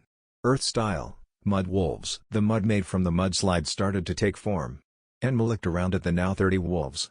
"I'm impressed, boy. Not only did you stop my jutsu, but you're now using it against me." Enma stepped to his right and dodged at wolf that had launched itself at him. He quickly found himself getting into a corner. Because of how much chakra Naruto had put into them, every time he destroyed one, two more took its place. Enma was trying to think of a plan when he got a hard kick to the head which sent him flying into the wooden wall. Shaking his head, clearing himself of his daze, Enma looked up to see Naruto above him. Naruto had the sword of the thunder god out and pointed at Enma's neck and 60 wolves behind him. Enma put his hands up, signing his defeat. "Fight over." "Hoo-hoo. I won," Naruto shouted at "Release the wolves." Enma stood up and shook his head at the sight. "You fought well, Naruto. You have earned the right to be a summoner of the Monkey Clan. Anytime you should need me, I will be glad to fight alongside you." Naruto nodded and shook the Monkey King's hand. "Hey King Enma, do you think I can learn the Monkey Taijutsu stance?" Naruto asked, giddy with excitement. Enma nodded. "Of course, you are a monkey summoner. The stance is called the Hidden Monkey Fist. Leave some shadow clones here to learn it. Once they have learned it, I will have them dispelled." Naruto nodded and created 500 shadow clones. "How long do you think it will take all of them?" Naruto asked the amazed Enma. "With all of these? A week at most." After Enma started the clones to working on the stance, he sent Naruto back to his own world. "Well, it looks like we just got an interesting summoner," he said, sitting back and watching the clones working in the stance. Back in the Hokage's office, Naruto puffed back into the office to see the old man waiting for him. "I gotta go and kick Hao's ass, see you later, Gigi." Naruto nodded, running out the window. As he leapt out the window, he remembered the deal. "Oh yeah, the secret is shadow clones," Naruto yelled back. He could hear the old man cursing and slamming his head against his desk. Naruto and Kyuubi laughed as they could hear the old man halfway across the village. Chapter 6. Training Ground 44. Naruto arrived outside the gates of Training Ground 44 to see Mei and Ao waiting for him. "Come on, brat. Let's get this over with." I yelled at Naruto, which earned him a punch to the head from Mei. "Don't talk to my fiancé like that," she yelled at him and started for the gate. "Wait. You have to go in with me," Naruto yelled while running to catch up with her. "Why?" they Ao and Mei both asked. "Because there are a bunch of dangerous creatures in there. It has the name Forest of Death for a reason. But the animals won't attack me because I've already asserted my dominance. I'm kind of king of the forest," Naruto said sheepishly while rubbing the back of his head. Ao rolled his eyes and Mei stared at Naruto as if he was some big mystery that needed to be solved. Inside the forest, walking through the forest, Mei and Ao could see and sense the giant snakes, spiders, monkeys, jaguars, and many other creatures. They were starting to wonder if what Naruto had said was true. "Hey Naruto, why are the creatures here so gigantic?" Mei asked after seeing a gigantic jaguar leap down from a tree. "Oh, well, before Orochimaru left the village he had been experimenting on the creatures here. We don't know what exactly he did, but somehow he made them a lot bigger." Just as Naruto had said that, the jaguar walked up to him and nudged its head against his side. Naruto patted its head and rubbed its ears. The jaguar purred for a bit and looked up at Mei and Ao and walked towards them growling. "Hey Typhon, be nice to them," Naruto said as Typhon circled them and sniffed while still growling. He then went to Mei and sniffed her more and the growling got worse. "Typhon, leave her alone. Tell all of the others in this forest that she is my mate and I will not have her harmed." As Naruto yelled at the jaguar, he released a ton of ki, making the jaguar fold its ears back and lower its tail. Typhon looked back at Mei and licked her cheek and started purring and headbutting her side. "Seems like he has accepted you now," Naruto said as he turned and walked further into the forest. Mei was still stuck thinking about how Naruto called her his mate. Ao was now a little impressed that the kid hadn't been lying about taming the beasts of the forest. Naruto's training field. Naruto, Mei, and Ao walked into the training field that Naruto used almost every day. "So Mei, you decide what rules there are to this fight," Naruto said while cracking his neck. Mei thought for a moment. "Well, obviously no death blows, but anything else goes." Both Naruto and Ao nodded at this and got ready. Ao was about to charge at Naruto when he started hearing a beat of a drum. Mei and Ao turned to see a bunch of the forest animals now circling them, and a few of the monkeys were carrying drums and were playing a war beat on them. A confused Mei and Ao turned to the laughing Naruto to have him explain this. "I love these animals," Naruto said after he stopped laughing. "After I became king of the forest they have done this at every one of my training spars. Every time I win they party all night, but if I ever lose to my sensei they sulk around for a few days." Naruto explained. "If you have lost to your sensei then how are you king of the forest?" Mei asked, still confused. "Well, while my sensei could beat me in a fight, he can't beat all these creatures. I know all of them. I know their strengths and their weaknesses. And also I'm completely immune to any poison that any on the creature here have," Naruto said while retying his boots. "How are you immune to all poisons?" Mei asked, eager to solve this mystery. Naruto seemed to be. "Well, that's a story for another time. I do believe it's time for me to kick Ao's ass though," Naruto said, dropping into the Kitsune Taijutsu stance. Naruto vs Ao. Mei moved off to the side and sat with Typhon while the monkeys were still playing their drums. Ao got into the advanced QwertyMcQwerty Taijutsu form and waited for Naruto to make the first move.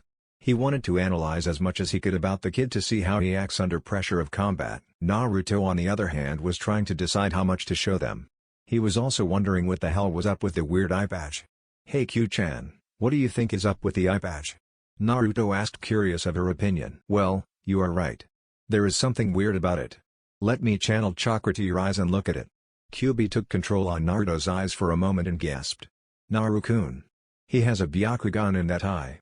It's not activated though, so he doesn't know that I'm inside of you yet," she explained and drew her power out of his eyes. "Alright, thanks, I'll need to remember to watch out for that."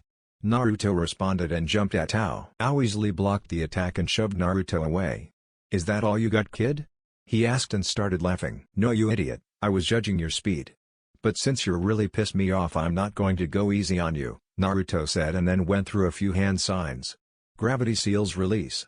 As soon as Naruto released all the gravity seals the air around him got a lot lighter and this was very noticeable to Ao and Mei. Naruto blurred out of sight and by the time Ao could catch up with him Naruto had already kicked him in the head. The animals started roaring as if they were cheering for their king. Ao peeled himself off the ground and activated his Byakugan. Naruto ran towards him at his top speed and aimed to kick him in the stomach. Ao caught the foot this time and twisted Naruto around. Naruto jumped backwards and smiled. "Don't think that your Byakugan will help you much here," Naruto said, which shocked both Ao and Mei. Naruto used these few seconds of shock to land a few blows and Ao managed to get away from Naruto but was gasping for air. He let the little kid get the upper hand. Ao quickly made a few water clones and they all went through the same hand seal. Summoning Jutsu. Ao and the clones yelled this and slammed their hands on the ground. Out of the smoke several seahorses wearing knight armor with lances or long swords appeared. Naruto looked at the amazing seahorses. "That's pretty cool, but if we are playing a summoning game, let me show you how it's really done." Naruto created a shadow clone and they each went through summoning hand signs and poured a ton of chakra into it. From the smoke appeared 5 foxes, around the size of a full-grown Inuzuka dog, and 5 monkeys, average monkey size, and they are in their ninja uniforms. The summons turned and looked at Naruto. "Hey guys, I'm in a little spar match with that tool over there," he said, pointing it out, to which the summons looked over and nodded. "I need you guys to deal with his summons while I take care of him," Naruto said, earning nods from his summons. The leader of the fox squad looked over at the leader of the monkey squad. "Hey you, monkey, tell your other monkeys to pick a fox and get on." The monkey squad leader nodded and told the other monkeys to do so. Once mounted on the foxes the monkeys took out their katanas and screeched the monkey battle cry and the summons rushed at the seahorses. Naruto stared for a moment at the awesomeness of the summons. "I'll use this to shine behind Naruto and kick him in the back." Naruto went flying into a tree and cracked it in half.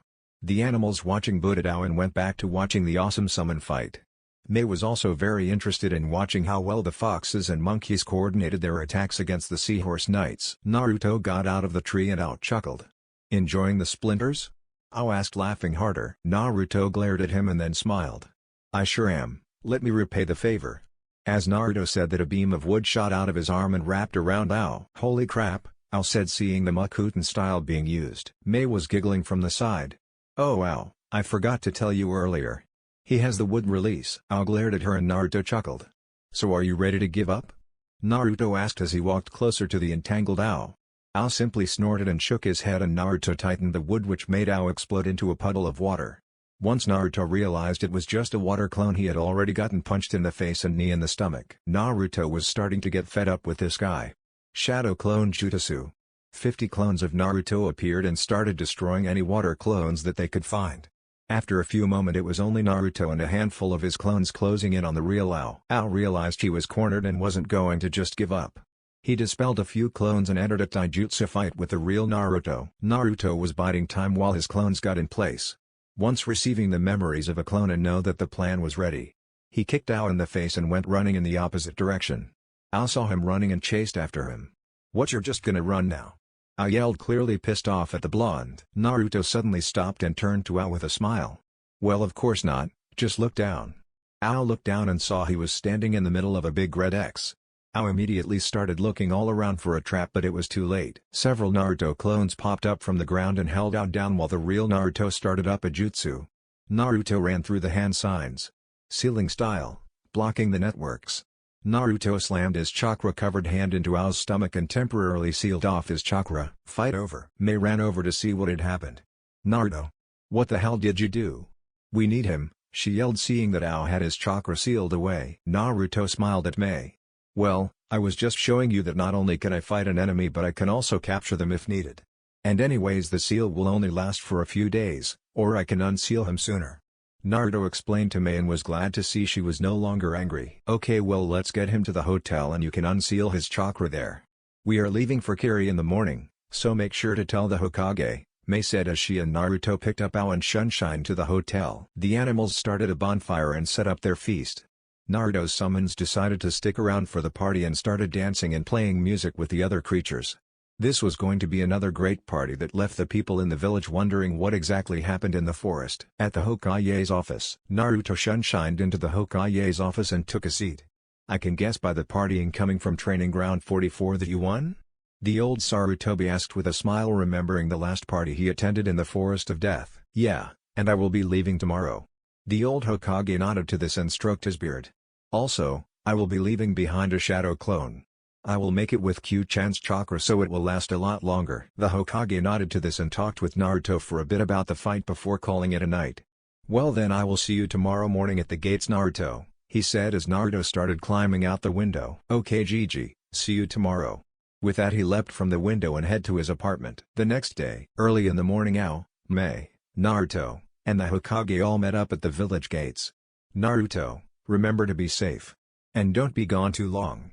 I also want monthly report of how things are going," the Hokage said as he hugged Naruto. "You got it Gigi, and don't worry, I'm gonna take care of this little civil war and be back in no time," Naruto said and started walking away with Ao and Mei. "I hope so Naruto, I hope so," the tired old man said as he watched his favorite blonde walk out of the village. Chapter 7. Mei, Ao, and Naruto had been walking from Konoha to Kiri for a few hours now. It was getting pretty close to noon and nobody had said much to each other. Ao was still pissed at Naruto from yesterday and Mei was still thinking about what Naruto had said yesterday. Naruto knew exactly why Ao was pissed and he was happy about it. But as for Mei, he wasn't quite sure what was up with her. "Hey, Q-chan, do you know why she is upset with me?" Naruto asked the fox within him. Kyuubi knew exactly what might be having the girl act like this. "Well, it might have something to do with that you called her your mate yesterday," Kyuubi said, a little upset. "Oh, crap, I forgot I said that. Well, I was just trying to make it clear to Typhon why not to attack her," Naruto said defensively. "I know that, but she doesn't." "I guess you're right," Naruto said while rubbing the back of his head. Kyuubi sat in her field wondering what to say. "Naruto? Yeah? Why have you claimed her as your mate but not me?" Kyuubi asked, feeling hurt. Naruto instantly felt like the biggest idiot ever. "Hey guys, it's about lunchtime, let's take a break and eat." Mei and Ao nodded to Naruto's suggestion and sat down on the side of the road. Naruto leaned up against a tree and entered his mindscape. Naruto entered his mindscape looking around for Kyuubi but didn't find her. He ran towards the house hoping she was there. "God, I'm such an idiot. How could I not express my feeling for her better?" Naruto thought as he ran into the house. Naruto could hear quiet crying coming from the bedroom and went in there. He saw Kyuubi sitting on her bed crying into her knees. Naruto felt his chest tighten at seeing this. Ever since she started taking care of him he has loved her. But it wasn't until recently that he learned that there are many different relationships and forms of love. He learned that his love for her was very strong and that with her he could get through anything. Naruto got up on the bed and wrapped his arms around Kyuubi. "I'm sorry for not saying this sooner, Q-chan. I love you. With all my heart I love you, Q-chan. You're the one that has always been there for me and always will be. You have a spot in my heart that no other could ever fill." Hearing this, Kyuubi cried harder and looked up at Naruto. Why Yuri really love me? She asked through her sobs. Naruto simply responded by pulling her face closer to his and kissing her. Kyuubi opened her eyes wide in shock. After a few moments the shock subsided and she started kissing back. Breaking away from their kiss, Naruto looked into her eyes. Yes, I really do love you, Q-chan. I promise, someday I will get you out of here. Kyuubi smiled at him. I love you too. You should probably leave and go eat, you're gonna need to be traveling again soon. Naruto hugged and kissed her one last time. I'll talk to you later. Outside Naruto's mindscape, Naruto opened his eyes to see Mei and Ao setting up a fire. Naruto made a few shadow clones that caught a couple rabbits and a few fish. Once they were roasting over the fire, Naruto decided the silence was killing him. So how long is it to Kiri? Naruto asked after turning the fish around above the flames. About 2 weeks. And then we will take a boat ride for 4 hours. After that it's a 6-day walk to the rebel base, Ao said, not looking up from his food. Do you guys not have any way to get there fast? Naruto asked, not wanting to take so long getting there. Nope. Was the only answer Naruto got. Naruto sat there bored, wondering what to do. And then it struck him. Hey Q-chan, are there any foxes big enough that we can ride to get there faster? Of course there are. But they won't like being used as horses. You will need to bribe them. Kyuubi said, thinking of which ones Naruto could summon. Bribe them with what? Naruto asked, pulling out his wallet. Certainly not money. It just depends on the summon. Naruto mentally nodded to this and summoned 3 foxes the size of horses. Hey boss man, what can we do for ya? The fox in the middle said. Naruto looked at the fox in the middle. She had a black coat of fur with a streak of red running from her head down to the tips of her 3 tails. I was wondering if I could bribe you guys to let us ride you to Kiri? The foxes looked at each other and seemed to mentally discuss it. We will let you ride us, if you take us to the next Great Forest of Death party. The ones you summoned earlier came back with horrible hangover but wouldn't shut up about how amazing the party was. The fox said a little excitedly. Those parties are a lot of fun, but they tend to get out of hand. Kyuubi added in. I'll do you one better, I'll invite you to the next party and the Halloween party. The Halloween party is the best one every year, Naruto said with a smile. The foxes quickly agreed and were very excited to go to the party. Mei and Ao each got on a fox and Naruto got on the one he made a deal with. Before they could say anything, the foxes took off for Kiri. With how fast they were going, Naruto could tell they would be in Kiri in no time. A few days later, Naruto, Mei, and Ao were now just a few hours away from the harbor they had to take to Kiri. The foxes just kept going without complaint. They would only stop for either meals or during the night for a rest. Naruto was impressed that they didn't want to give up, but Kyuubi told him that once a fox makes a deal they put their pride on the line to follow through with it. Everything was quiet until Ao put up his hand signaling everyone to stop. We are just about to enter the land of water. Once there we may run into the Mizukage's forces, so don't let your guard down. Mei and Naruto both nodded, and with that said the foxes took off again. At the harbor. Arriving at the harbor they got off the foxes and Naruto releases them. It's weird we haven't ran into any resistance, Ao said as they started walking towards the harbor. The harbor was pretty big. There was a decently sized warehouse, 6 docks each with a big ship tied to them. Which boat are we taking? Naruto asked, walking up to the warehouse. We will have to go into the warehouse and find out which one is going to Kiri. Mei answered and opened the door. After they all went in, the door closed and a big metal wall crashed down over the door. Inside the warehouse. It's a trap, Ao yelled and activated his Byakugan. Thank you, Admiral Akbar, Naruto yelled while making several shadow clones. You know, for ninjas you guys really don't know how to shut up, said a voice behind Naruto as the figure raised its giant sword to his neck. With those loud mouths of yours it would be easy for anybody to kill you idiots. Another figure said as it placed its bandaged sword at Ao's neck. Chapter 8. Mei looked at Naruto, both Ao and smiled. Don't rough them up too much, we need them, she said as she sat on a crate and watched. Naruto and Ao stared at her as if she was insane. Ha ha ha ha. You should have seen the looks on your faces. Great idea, Kisame. The one from behind Naruto shouted. Ao immediately untensed and started laughing, knowing who the two were. Thanks for helping out, Zabuza, Kisame said while strapping his sword to his back. Naruto, still confused, sat on a crate close to Mei while the other sat down, forming a circle. So, why are you guys here?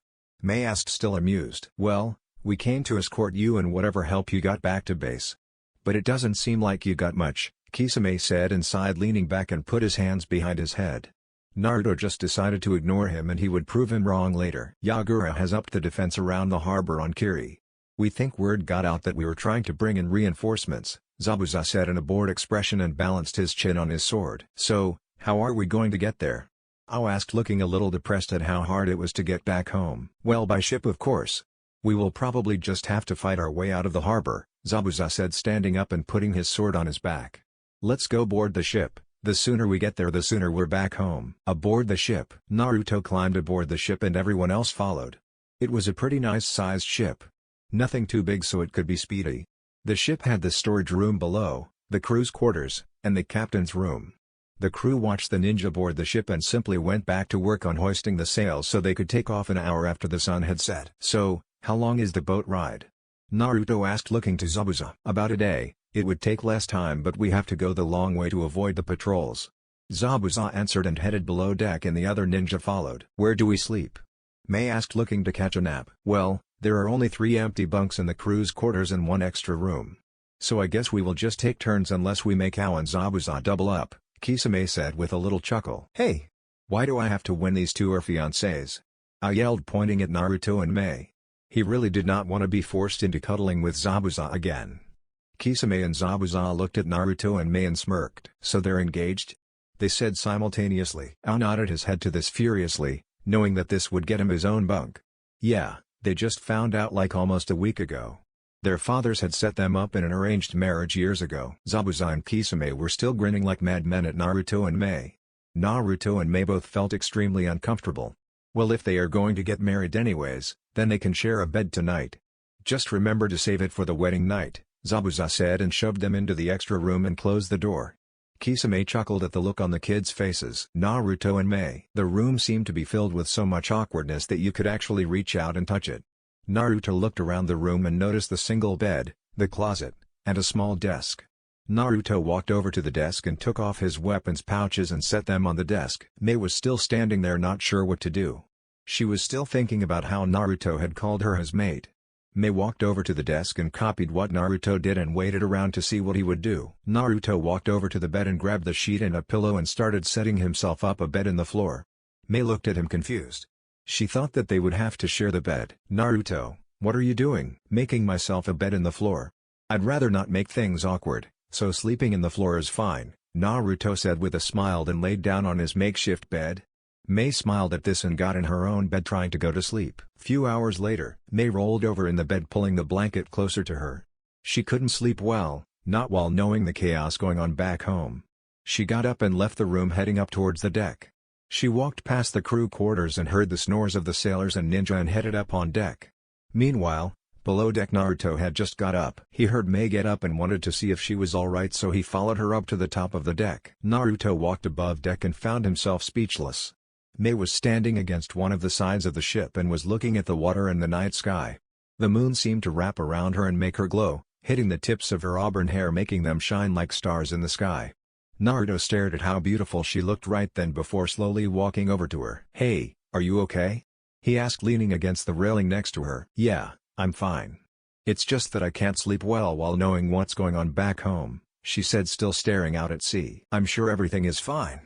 Long before you came to Konoha, I was keeping tabs on things going on across the nations. The rebel faction has been doing very well in the civil war, Naruto said confidently. You never said why you want to come. Why do you want to help us? She asked, now looking at Naruto. Because I know what it's like to be hunted and hated for something you have no control over, and I have a personal matter to settle with Yagura. He explained. Why were you hunted and hated? And what personal matter could you have to settle with Yagura? Mei asked, really confused. That's something I'd prefer to talk about once we've gotten to know each other better, Naruto said cautiously. Mei looked at him, wanting to know his secrets, but thought it was best to let it go for now. Okay, I understand. I may be your fiancé, but we haven't known each other for very long yet. Thanks, Naruto said and looked out back at the sea. They stood there for a while watching the stars until Mei started to shiver. Naruto took off his trench coat and put it on her shoulders. You should wear warmer clothes for how cold it is here. Mei smiled at him and pulled the trench coat around her. Well, as long as I have your coat I'll be fine. Naruto smiled back at her and they looked back at the water. Mei's hand slowly crept over to Naruto's until they were holding hands. Both Mei and Naruto were happy at how peaceful and romantic the moment was, but a certain vixen was getting jealous at watching the scene.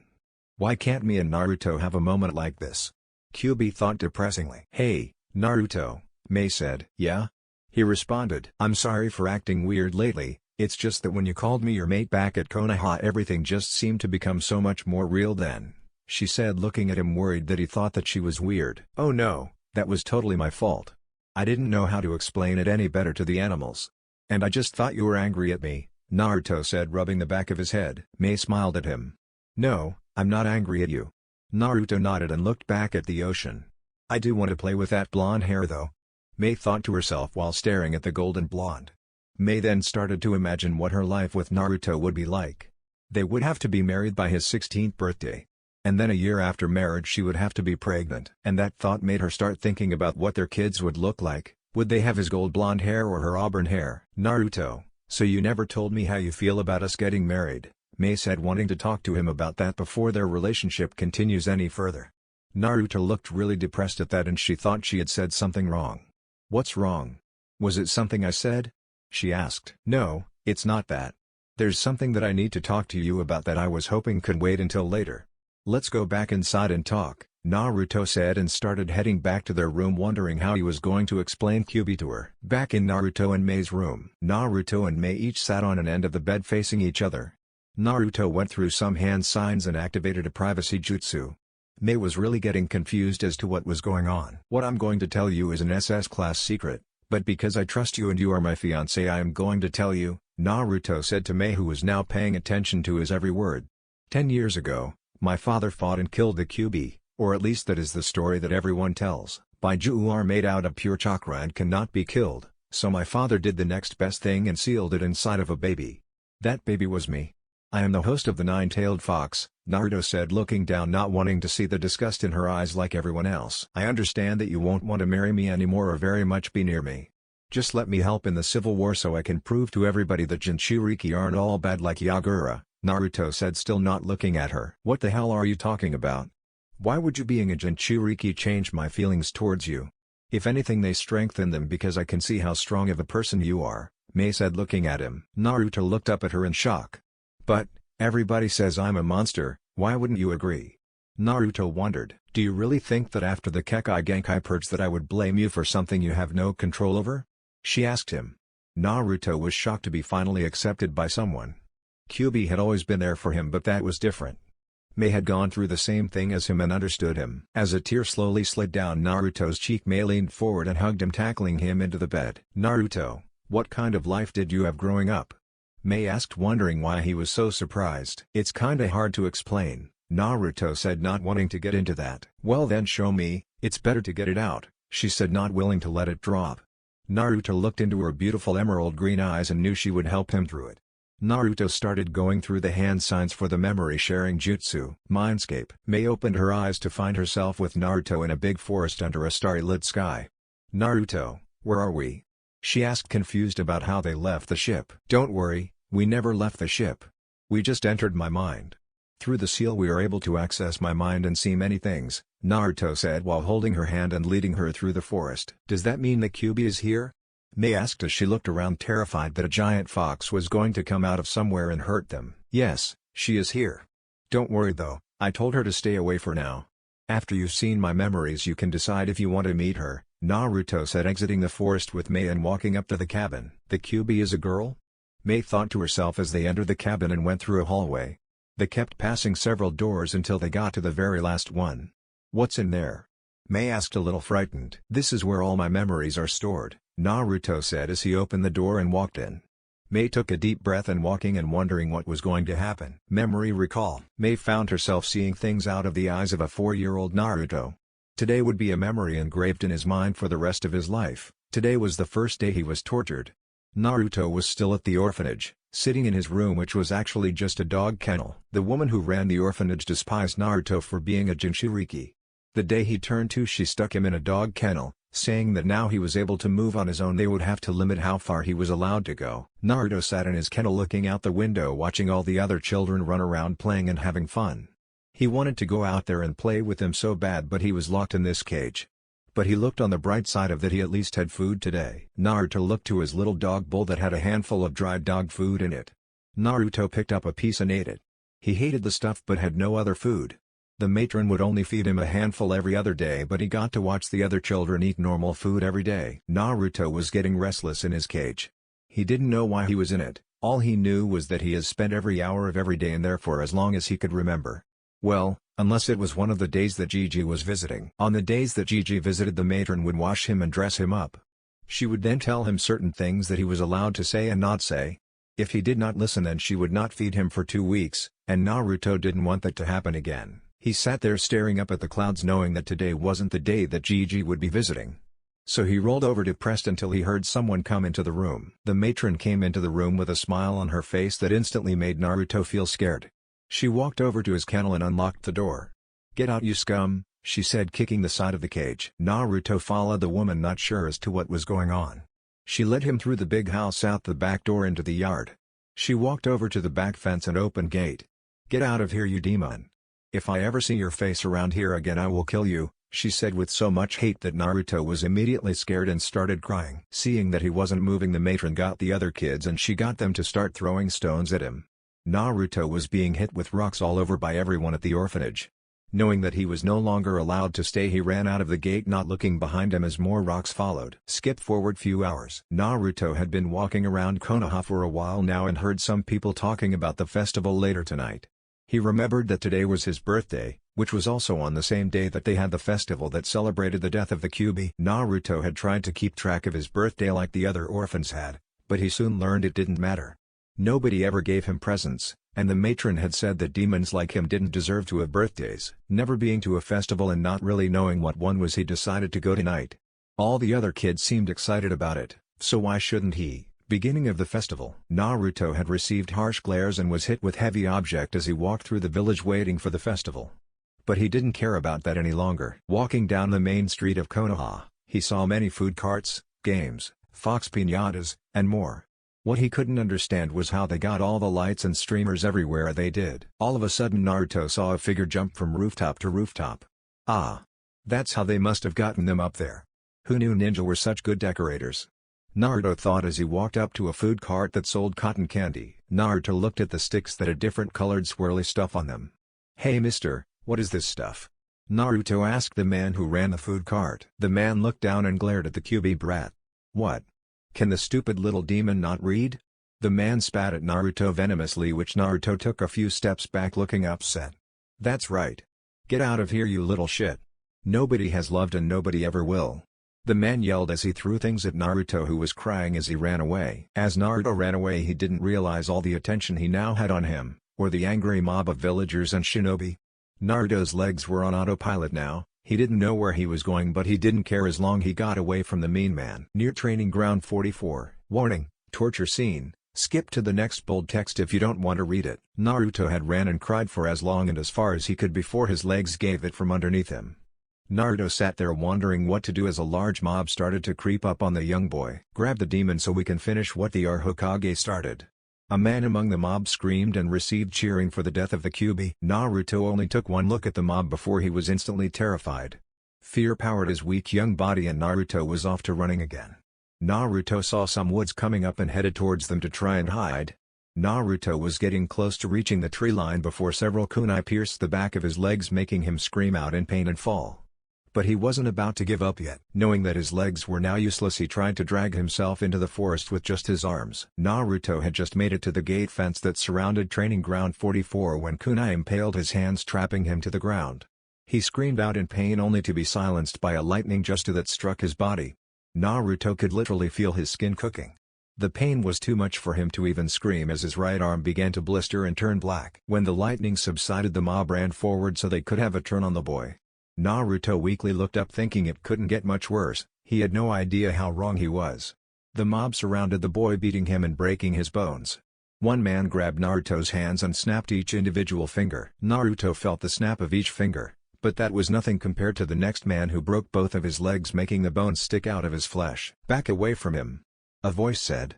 When Naruto heard this, he thought he may live, and more importantly may have found somebody who would love him. But all of that was shattered to a million pieces when the voice continued. "Let's cook the damn fox," the ninja yelled, holding up some big logs. The mob cheered in agreement. They looked at the boy, seeing him in a pile of his own blood, bones sticking out of his body, deep cuts all across his body, and his intestines ripped out and thrown all over the place. Satisfied with how the demon looked, they started pulling the logs around him. Once that was done, A ninja went through a set of hand seals and sprayed Naruto with a giant fireball. Naruto could only sit there crying as the flame consumed him. He couldn't move anything, they had broken every bone in his body. He screamed out in pain as his clothes and hair caught on fire. Seeing the QB burning to death, the mob decided to leave before the Hokage got there. They knew that even if he came out of the flames now he would still die. Warning, torture scene over. A little while later, Sarutobi and his personal Anbu arrived at the scene to see what had become of Naruto. He was now more charcoal than flesh. His hair was entirely gone along with his clothes. Wolf, one of the Anbu, immediately ran forward and grabbed the body of Naruto. She cried as she cradled his head in her lap. He was just a child, she whispered as she took off her mask to look at Naruto better. The other Anbu were about to remind her about the rules of taking off your mask when the Hokage held up his hand silencing them. His heart was shattered as he watched Tsume hold the body of his grandson. Naruto, I am so sorry. I thought of you as my grandson, but this still happened. The old man thought with tears going down his face. Tsume continued to cry as she looked at Naruto's lifeless body. Tears ran down her face onto the young boy. Kakashi with his Anbu mask off tried to pick up Naruto only to get hit in the face by Tsume. Don't touch him! She screamed, choking everybody with the ki she had released. Sarutobi was the first to be able to breathe again. Wolf, he's gone. You must accept this and let us take his body, he said, choking on his words, still not believing what happened. Tsume simply looked up at her Hokage. I have been extremely loyal to you and leave, but if you try and take this boy from me I will remove your head from your shoulders, she said with a look that said I fucking dare you to test me. She went back to crying on the boy and hugging his body. Naruto started to wake from the darkest recesses of his mind. He was hanging on to life by an inch. He painfully opened his still somewhat good eye and looked at the woman holding him. Kill me, please. Naruto weakly forced out. Everybody there went into shock seeing that the blonde was still alive. Tsume cried harder, happy that he was alive. Hokage-sama, she shouted. We must get him to the hospital. No, just please, kill me. Naruto begged as a tear went from his cheek. Tsume and everybody else was frozen in disbelief of what he had asked for. Naruto, why would you ask for that? Tsume asked as she cried harder for the broken blonde. I heard, nobody loves me, nobody wants me, I just want to die. He managed to say even though his throat was extremely sore. Everybody's hearts clenched at hearing the 4-year-old. All of them looked down upon themselves knowing that they could have helped the 4-year-old more. Tsume was the first one who managed to speak again. Naruto, I love you and I will always be here for you. Naruto looked her straight in the eyes that made her gasp. His eyes held pain, had witnessed things that nobody, let alone a child, should ever go through. She could see that whatever childhood innocence he ever had, was destroyed. If you love me, then please kill me. Naruto begged her. Tsume couldn't think of anything to say it to. Naruto was now a broken shell of what he once was. Her heart broken into pieces and she didn't know what to do. Luckily she didn't have to say a thing because Naruto broke out in a scream. Kakashi ran forward and ripped Tsume away from the boy as the Kyuubi's chakra exploded from his body. All Naruto could do was scream as bones were pulled back into his body and the burnt skin started falling off.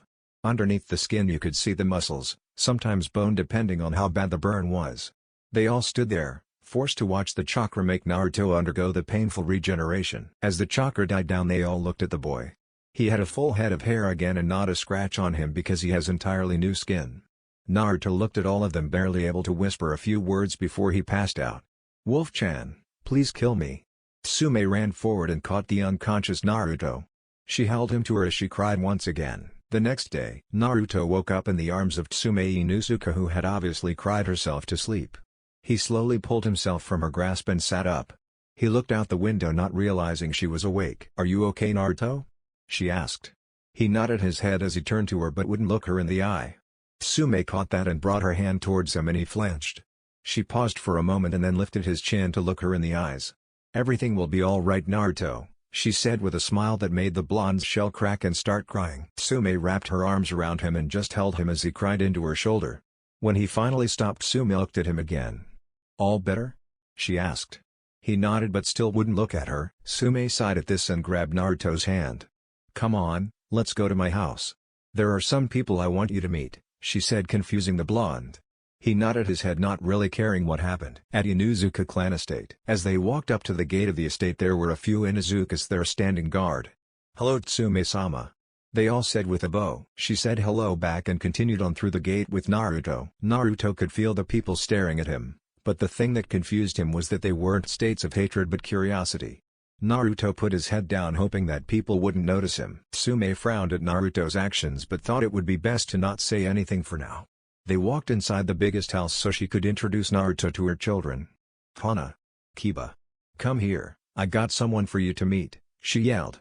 Naruto could hear the two running from the upper floors down the stairs. Hana and Kiba got there and looked at the kid with their mom. "Hey Kasan, who is that?" Hana asked. "This is Naruto. I wanted to introduce you guys to him so you could become friends," Tsume said with a smile. Kiba was instantly excited. "Yes. We can go outside and play," he yelled and grabbed Naruto's hand leading him outside. Hana decided to stick around knowing something was up. "What's going on, Kasan?" she asked knowing something was being left out. Tsume cursed herself for having a smart daughter. "Well, Naruto is an orphan. And I want to adopt him. I'm going to talk to the Hokage about it tomorrow. I just wanted you guys to get to know him," she explained to her daughter. "Ah, okay, well I hope we get him. He looks cute, especially with those whiskers," she said with a giggle as she ran off to join up with Naruto and Kiba. Tsume was smiling watching them play. Naruto still wasn't talking but he did look happier. She hoped that this time she would be allowed to adopt him and give him a good home. Later that night, Tsume called them all in for dinner. Naruto, Kiba, Hana, and all the dogs immediately ran to the house as they realized they were hungry.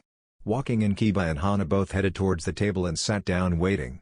Naruto first went up to Tsume and hugged her, whispering her a thank you, to which she smiled at. Tsume brought in the plates of food to not see Naruto sitting at the table. Tsume started to look around, as did Kiba and Hana, as they noticed what their mother was doing. Their eyes all settled on the blonde's head as he sat in the corner of the room with the dogs. "What the hell are you doing?" Kiba asked, watching Naruto eat the dog food. Naruto looked up in surprise and confusion. "Eating dinner?" he asked, thinking that he had done something wrong. All the Inuzukas looked confused. "Why would you eat dog food, Naruto?" Hana asked, not understanding why someone would want to eat it. Naruto looked at her, utterly confused. Nobody had ever asked him this before. They would only tell him to eat his food and he did. Hell, he had no idea it was made for dogs. "This is made for dogs? They told me it was all demons like me were allowed to eat," Naruto said, confused, not sure what to do. Hana and Kiba were still both confused by this, but Tsume's heart was shattered when she heard it. "Naruto, they made you eat dog food at the orphanage?" Tsume asked, not knowing how harshly the orphanage had treated the child. Naruto nodded his head at this. "I didn't know I was supposed to eat something else, sorry." He apologized, looking away from them. "Hey Kasan, why are orphans made to eat dog food? Shouldn't we give them better food since they don't have parents?" Kiba asked, unsure why his new friend was being weird and eating the dog's food. "The orphanage has very good funding for their food program." "No, it is only Naruto they made eat dog food," Tsume said, which shocked her children that Naruto was singled out. Naruto looked down in shame. He just wanted to leave, and not deal with the embarrassment anymore. "By why, Kasan? Why only Naruto?" Hana asked, feeling bad for the blonde. "That's something that you will have to wait until you are older to know," she said in a tone that made her two children go silent, understanding that the subject was to be dropped. Tsume walked over to Naruto and grabbed his hand. He immediately flinched at the contact, which did not go unnoticed by Hana and Kiba. "Come on Naruto, let's eat dinner," she said as she led him to his seat at the table. Naruto still looked down, not wanting to meet any of their gazes. Everyone started eating in an awkward silence. Naruto looked at the food on his plate. It all looked amazing. He had never seen food like it before. There was grilled fish, rice, vegetables, and miso soup. Naruto looked up to see the Inuzukas using their forks, knives, and spoons on the foods on their plates. Naruto slowly picked up the fork. "It feels weird in my hand. What is this thing?" Naruto asked himself as he tried to find the right way to balance it in his hand. After a few minutes of Naruto trying to figure out how to use his fork, Tsume decided to help him. "I can't believe he was never taught how to use a fork," she thought in disgust towards the villagers. "Here Naruto, let me help you," she said as she moved the fork right in his hand and then guided his hand down towards the fish and scooped some up. Naruto brought the bite of fish to his mouth. When he ate it, let's just say that dog food would never be as appealing as it was before. Naruto's eyes widened at the taste and immediately dove back in for more. Tsume watched the boy eat his food. She was happy that he was finally getting some real food, but she was also very upset because this was his first time. When dessert rolled around and everybody got ice cream, Naruto immediately loved this too. As he ate it, he couldn't help but wonder how it was so soft when it was frozen. Naruto decided that vanilla was his favorite, Kiba loved strawberry, and Hana loved chocolate, but vanilla was the best to him. A short while later it was time for bed. Tsume said goodnight to her children and kissed them on the cheek as they started to head to their rooms. She then looked to see where Naruto had gone. She found him in the next room talking to himself. Naruto was looking at the Inuzuka dog kennels. "Wow, these ones are a lot bigger than mine at the orphanage," he said, climbing into one. "Oh awesome, there's even a pillow thing in here." Tsume heard the excitement in his voice but could help but cry as she watched the blonde. His next words were what really made her break down. "I can't believe Tsume-chan has been so nice to me. I'm really going to miss her when I have to leave since demons don't deserve families," Naruto said, laying down on the dog pad. Tsume broke down to the floor crying, which startled the blonde. Naruto climbed out of the cage and looked at Tsume, who was sitting there crying. "What's wrong?" Naruto asked, not liking seeing her cry. "You're not supposed to sleep there," Tsume said through the tears. "It's not fair that someone his age has to gone through what he has." She thought in her mind, not noticing the hurt look on Naruto's face until it was too late. "Oh sorry, I'll go now," Naruto said quietly as he walked out the door. Tsume got up and raced after him, leaving the door wide open. She grabbed Naruto from behind and hugged the blonde as he stiffened from the contact. "I'm so sorry, Naruto. That's not what I meant," she said, crying tears into his back. Naruto was still confused as to what was going on and what he should do. "I had meant that you were supposed to sleep in a bed, not a kennel." Naruto's eyes widened. This was not what he had expected. He had seen the beds of the other orphans at the orphanage but never knew much about them. He figured that they were like his kennel, but without the bars attached to the side. "What's the difference between a kennel and a bed?" Naruto asked, genuinely interested. Tsume was quite upset at the fact that Naruto hadn't experienced the simple things that everyone has, such as this. She grabbed Naruto's hand and led him back to the house. "Here, I'll show you," she said. Tsume led Naruto up the stairs into one of the guest bedrooms. She walked over and sat on the bed and patted for Naruto to sit down with her. "This is where you will be sleeping," she said with a smile on her face, but it disappeared when she saw the small frown on Naruto's face. "Thank you, Tsume-chan," Naruto said, hugging her. Tsume wanted to ask him what was wrong, but Naruto rolled over in the bed and got underneath the blankets. She sighed as she got up and turned off the light, shut the door, and went to her own room. Tsume entered her room and was just about ready to pass out in bed from this emotionally stressful day. But the second her head hit the pillow, she could hear some sniffling coming from the next room. Naruto's room. She immediately got up and ran to his room to see what was wrong. She entered the room to see Naruto in a ball crying on the bed. Tsume climbed in the bed with him and held the crying blonde. Naruto was surprised when he felt her arms wrap around him, but gladly accepted it as he felt much better.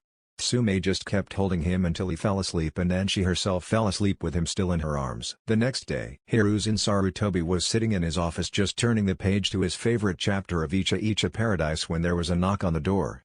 These were the times he hated being Hokage. He put his book away and said, "Enter." In a very disappointed tone, Tsume Inuzuka walked in and took a seat in front of the Hokage. Now he was anxious to hear from the woman watching over his favorite blonde. "How is Naruto? Does he have any of the mental damage that Inoki said he would?" the old man asked, worried. Tsume slowly nodded to her Hokage, wondering how the hell she would be able to explain everything calmly. "Yes, he is very quiet.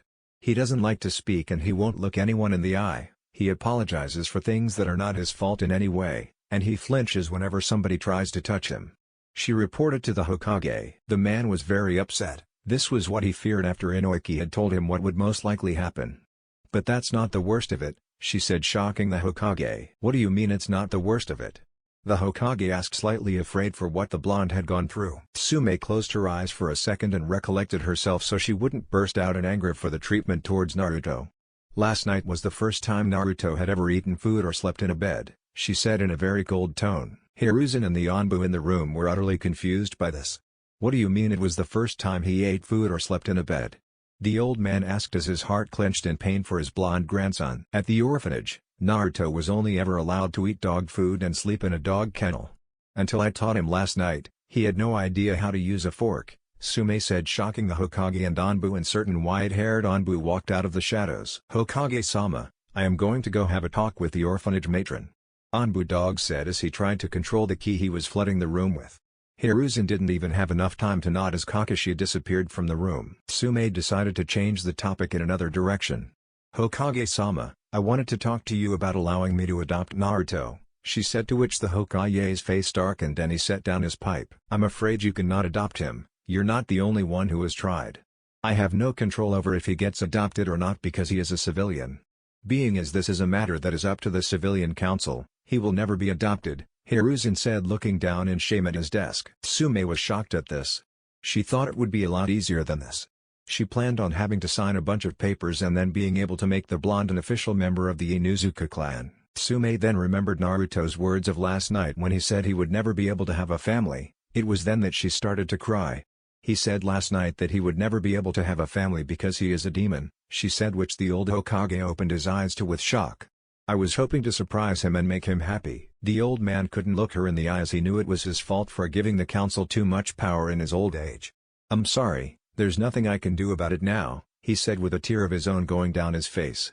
I myself have tried to adopt Naruto several times, just for it to be turned down by the council. Tsume nodded and got up to leave. How much longer is he allowed to stay at my house? She asked the old man. He has to be gone by nightfall, in his new apartment. Bring him here around 8 tonight and I will show him his apartment, he said looking out the window very depressed. Tsume wanted to say something about forcing the blonde to live on his own, but when she saw the look of defeat and displeasure on her Hokage's face, then she knew there was nothing left to do. At the Inuzuka estate, Tsume walked back to her house to hear Naruto and Kiba talking. Hey Naruto, do you think my mom would adopt you since you're an orphan? Then we could be brothers. Kiba asked the blonde excitedly. Naruto thought for a few minutes. That would be awesome, Kiba, but I doubt she will want to adopt me, Naruto said thinking about it more. Why wouldn't she want to adopt you? Kiba asked with a frown. I bet she loves you just as much as me and Hana. He added in because he really wanted a brother. Well, if anybody wanted me or loved me, don't you think I would have been adopted before? Naruto asked Kiba. Kiba is 4, even then you could tell that he wasn't the sharpest kunai in the holster. He didn't get some things or didn't know what exactly to say at the right time, but you can't blame him really, he is just a 4-year-old. Well, I guess that's true, Kiba said agreeing with Naruto logic. I guess we'll just have to wait and ask mom when she gets here. Tsume was now freaking out as what to do. She wanted to adopt Naruto and couldn't, and then Kiba had to open his mouth and say that whether or not she adopts him determines if anybody loves him. Tsume took a deep breath and walked into the room preparing herself for the oncoming questions. Kiba saw his mother walk in the room and decided to settle the matter now. Mom, are you going to adopt Naruto? Kiba asked with excitement thinking he would get to prove Naruto wrong. Tsume sighed and looked at Kiba's eager face and then at Naruto's face filled with hope. It wasn't fair that she had to be the one to break the blonde's heart. I'm sorry Kiba, but no. I'm not allowed to. He has to move into his new apartment tonight, she said as she watched the light in Naruto's eyes instantly die out. She expected to deal with a crying blonde, but what she got was much worse. Naruto didn't say a word, he didn't cry, he didn't look at her. He simply sealed himself back into the safety of his shell. Oh. Sorry Naruto, Kiba said guiltily as he slowly walked out of the room depressed at the thought that Naruto wouldn't be getting a family. Tsume watched Kiba leave the room and then tried to fix whatever she could with Naruto. Naruto, I'm so sorry. I'm just not allowed to adopt you. I wish I could but I can't, she said as a tear went down her face. Naruto looked at the woman and his heart clenched to see her so upset. He walked over to where she was sitting on the couch and simply wiped the tear from her eye. It's okay Tsume-chan, I understand. The woman blushed at that and then was surprised at herself. She knew he would be able to get any woman when he was older. Besides, I don't want a mother. He finished and she looked up at him in surprise. Why wouldn't you want a mother Naruto? She asked him. Naruto shrugged his shoulders and gave his honest answer. If you were my mother then you would abandon me just like my real mother, and I don't want to lose you. The blonde said to her, which made her open her eyes wide with shock. Naruto, I'm sure your mother didn't just abandon you, Tsume said with another tear going down her cheek. She was usually a strong-willed woman who would never shed a tear, but seeing this blonde's life, he managed to slip through her wall. I'm sure she loved you very much. But if you don't need a mother then I will be here for you in any other way I can. Naruto wiped off the next tear rolling down her cheek. If she had loved me, if she hadn't abandoned me, then she would still be here or somebody would at least know who she was or what happened to her, Naruto said to the woman, which Tsume knew she had nothing she could retort that with. But I thank you Tsume-chan. You showed me what it was like to have a family even if it was just for a little while. The blonde future Hokage said as he walked out of the room to go spend some time with Kiba and Hana before he had to go. Naruto, Kiba, and Hana were all outside playing, but pretty quietly. Kiba had informed Hana of what had happened and she was pretty upset. She didn't want Naruto to leave as much as Kiba. But they all figured they could have fun with each other for the rest of the day. They were all sneaking out of the Inuzuka compound to play in the forest. Kiba and Hana had done this many times, but whenever they were caught they got in a lot of trouble. They dodged the patrol around the estate too and made into the surrounding woods. Few hours later, they climbed trees, threw rocks, chased each other through small creeks for a few hours' time just having fun. It had just gotten dark and Tsume was out looking for the kids. They were supposed to be back quite a while ago but never returned. She picked up their scents heading to the forest, but she didn't know that some others were already on their way. Further out in the forest was a mob of civilians and a few ninjas who had heard that the Kyuubi brat had survived their attack and was hiding out near the Inuzuka compound. They decided to take matters into their own hands and save the Inuzukas from the Kyuubi monster. The mob had picked up the trail of the blonde and were following it closely. The ninja among them were able to tell that there are two other children with the blonde and informed the rest of them of this. Hearing this angered the mob and everybody moved at impressive speeds, being that most of them were civilians. With Naruto, Hana, and Kiba. Hana had just thrown a ball over to Kiba when her nose had picked up a scent. She could tell there were a lot of people heading their way. Seeing the look on her face, Naruto walked away from Kiba and over to Hana. "Is something wrong?" he asked her. She looked to him, not entirely sure. "I don't know, there are some people heading this way but something doesn't feel right," she explained to the blonde while still looking around. Now Naruto was frightened, thinking that the other night would happen again. He was just about to suggest that they make it back to the compound when a bunch of people surrounded them. "What do you want?" Hana asked while Naruto backed away slowly. One of the shinobi stepped forward to address the girl. "Step away from that demon, we are here to take care of it," the man said, pointing a kunai at Naruto. Hana widened her eyes in shock. Kiba immediately ran forward screaming that he wouldn't allow them to hurt his brother. He was quickly smacked across the cheek and sent into a tree. "Well, if you both are going to help him, then we shall treat you the same way we will him," the man said as he started throwing kunai at Hana. Luckily she had already started at the academy a while ago, and could dodge them with some ease.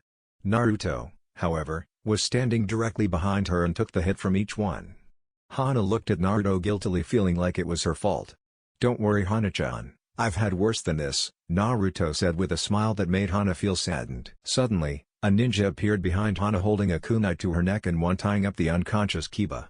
The mob started to approach Naruto with their weapons out as Tsume landed right in the clearing. "What the fuck is going on here?" Tsume growled at the crowd. People started to back away until the man holding Kiba spoke up. "Back away, bitch, or I will gut your son.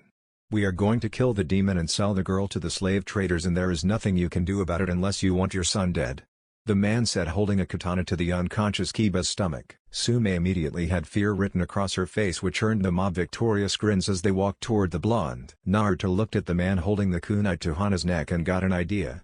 "Hey you." "Yeah you," Naruto yelled at the man. The man glared at the demon brat. "What?" he growled at him. "You know I remember you," Naruto said to the man. "Yeah, I was in the last mob. We obviously didn't do a good enough job, but I will get revenge for my wife now," the man snarled at him. Naruto smiled at this. It was all going according to plan. "No, that's not where I remember you from," the blonde said, confusing the man. "I remember you from when I ate your wife," hearing her scream your name as I squished her into jelly with my paws, Naruto said with a smile on his face. This made the man drop his weapon as he began to shake in rage. All of the other members of the mob started heading towards Naruto. Seeing that he had to move fast, he decided to quickly finish his plan. "I remember eating all of your family members, oh my were they delicious," he said to the crowd, which outraged all of them. The two men guarding Hana and Kiba dropped them and followed Naruto and the rest of the mob into the forest. Tsume was crying at what Naruto had done. He had lied, and acted like he was the demon just to make sure her family was okay. Tsume quickly made two shadow clones, one to take Kiba and Hana home and the other to notify the Hokage of what was happening. With Naruto was running through the forest as fast as he could. His plan had worked. He used the mob's anger at him to get Hana and Kiba free. That was all he really cared about. He couldn't let them get hurt because of him. He kept running along and jumping over a few logs, knowing that he would soon be caught, and his thoughts were proven correct when he felt some kunai become embedded in the back of his leg. He fell down to the ground with a cry of pain as the mob caught up with him. Naruto knew what was coming this time, as was already prepared for it. He was soon being beaten and stabbed all over his body. But he didn't scream out once. He didn't want to give them that satisfaction. He merely clenched his mouth shut and closed his eyes to the pain that racked his entire body. The civilians were breaking his bones again before the ninjas ordered them away to use their ninjutsu arsenals. Naruto could already feel that a majority of his bones were broken. He heard the ninjas preparing their jutsus and could only hope that Tsume was able to get his GG there in time. One of the ninjas used his lightning jutsu to start frying Naruto. He could feel the electrical jolts race through his body. Naruto resisted the urge to scream out again, much to the ninja's displeasure. As they all prepared the fire release, giant fireball jutsu, Naruto could only watch them in fear. That was, until he saw a sword appear through the head of the lead ninja. Naruto's eyes widened in surprise as he saw Anbu dog step from behind the man. Several other Anbu arrived to the scene along with the Hokage. Seeing that his Gigi was there, Naruto passed out, no longer worrying about dying. The next day, Naruto woke up in the hospital to see his Gigi, Hiruzen Sarutobi, sitting in a chair next to his bed reading a little red book with a man chasing a woman on the front of it. Naruto slowly sat up, still confused as to what the book was. Sarutobi quickly hid his book out of view and moved over closer to Naruto. "Hey Gigi," Naruto said, looking down at the bed. The old man's eyes softened at this. He was still quite upset at what had happened to the boy. "I'm sorry they did this to you, Naruto." Naruto shook his head and replied, "It doesn't matter anymore. Is Kiba and Hana okay?" The Hokage simply looked to the boy and nodded his head, to which Naruto slightly smiled at. "And what about Tsume-chan?"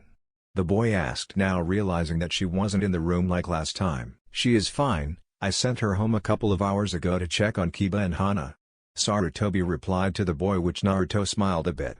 "She should be coming back soon to see you," he added, to which Naruto's smile dropped immediately. Sarutobi caught this and wasn't sure what's wrong. "Naruto? Is something wrong with that?" he asked. The blonde looked out the window and stared at the building of the city for a minute before answering. "Kind of. It just means I will have to do something I would rather not."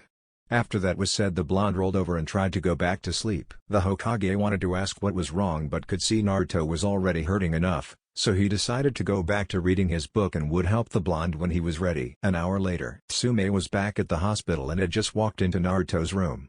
The Hokage had already put his book away when he felt her chakra signature in the hallway. Naruto sat up and looked at the woman. "Hey Naruto, how are you doing?" she asked as she sat at the end of his bed. "I'm doing fine," Naruto said to her before turning to the Hokage. "Hey Gigi, do you think you could give us a minute to talk?" Naruto asked the man, which confused both Tsume and the old Sarutobi.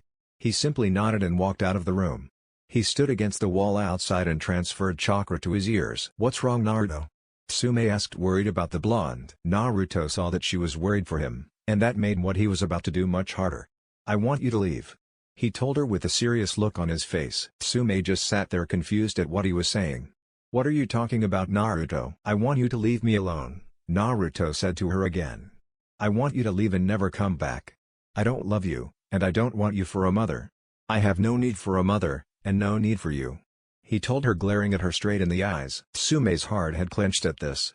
She had only known the blonde for a short while, but he had already stolen a piece of her heart away. Tsume let a single tear go down her cheek. "Naruto, you don't mean that," she said to him, almost begging. Naruto turned his head away. He couldn't bear to see her like that. "No Tsume, I am very serious. I do not love you, and never will," he said to her, trying to keep his weakening determination strong. "But Naruto, I love you, I can take care of you," she said to him as she let the tears pour down her face. Naruto looked at the woman and let out a glare that made her shiver. "If you had loved me, you would have saved me from that mob. If you had loved me, you would have adopted me from that horrible orphanage." With each word he said, she could feel her heart tighten more. "But most of all, if you loved me, you would have killed me when I begged you to," he said, which sent the woman crying out of the room, who collapsed into her Hokage in the hallway. Hiruzen Sarutobi, for the first time in his life, was speechless. He had heard every word of the blonde and couldn't fathom why he would feel the way he did. He looked down to Tsume. The woman was always strong. The kunoichi of the leaf always took pride in being so strong. But here she was now, broken down and crying. The only other time he had seen her like this was the night Naruto was first attacked. Hiruzen moved Tsume closer to the wall, and walked into the room to see Naruto sitting there silently crying.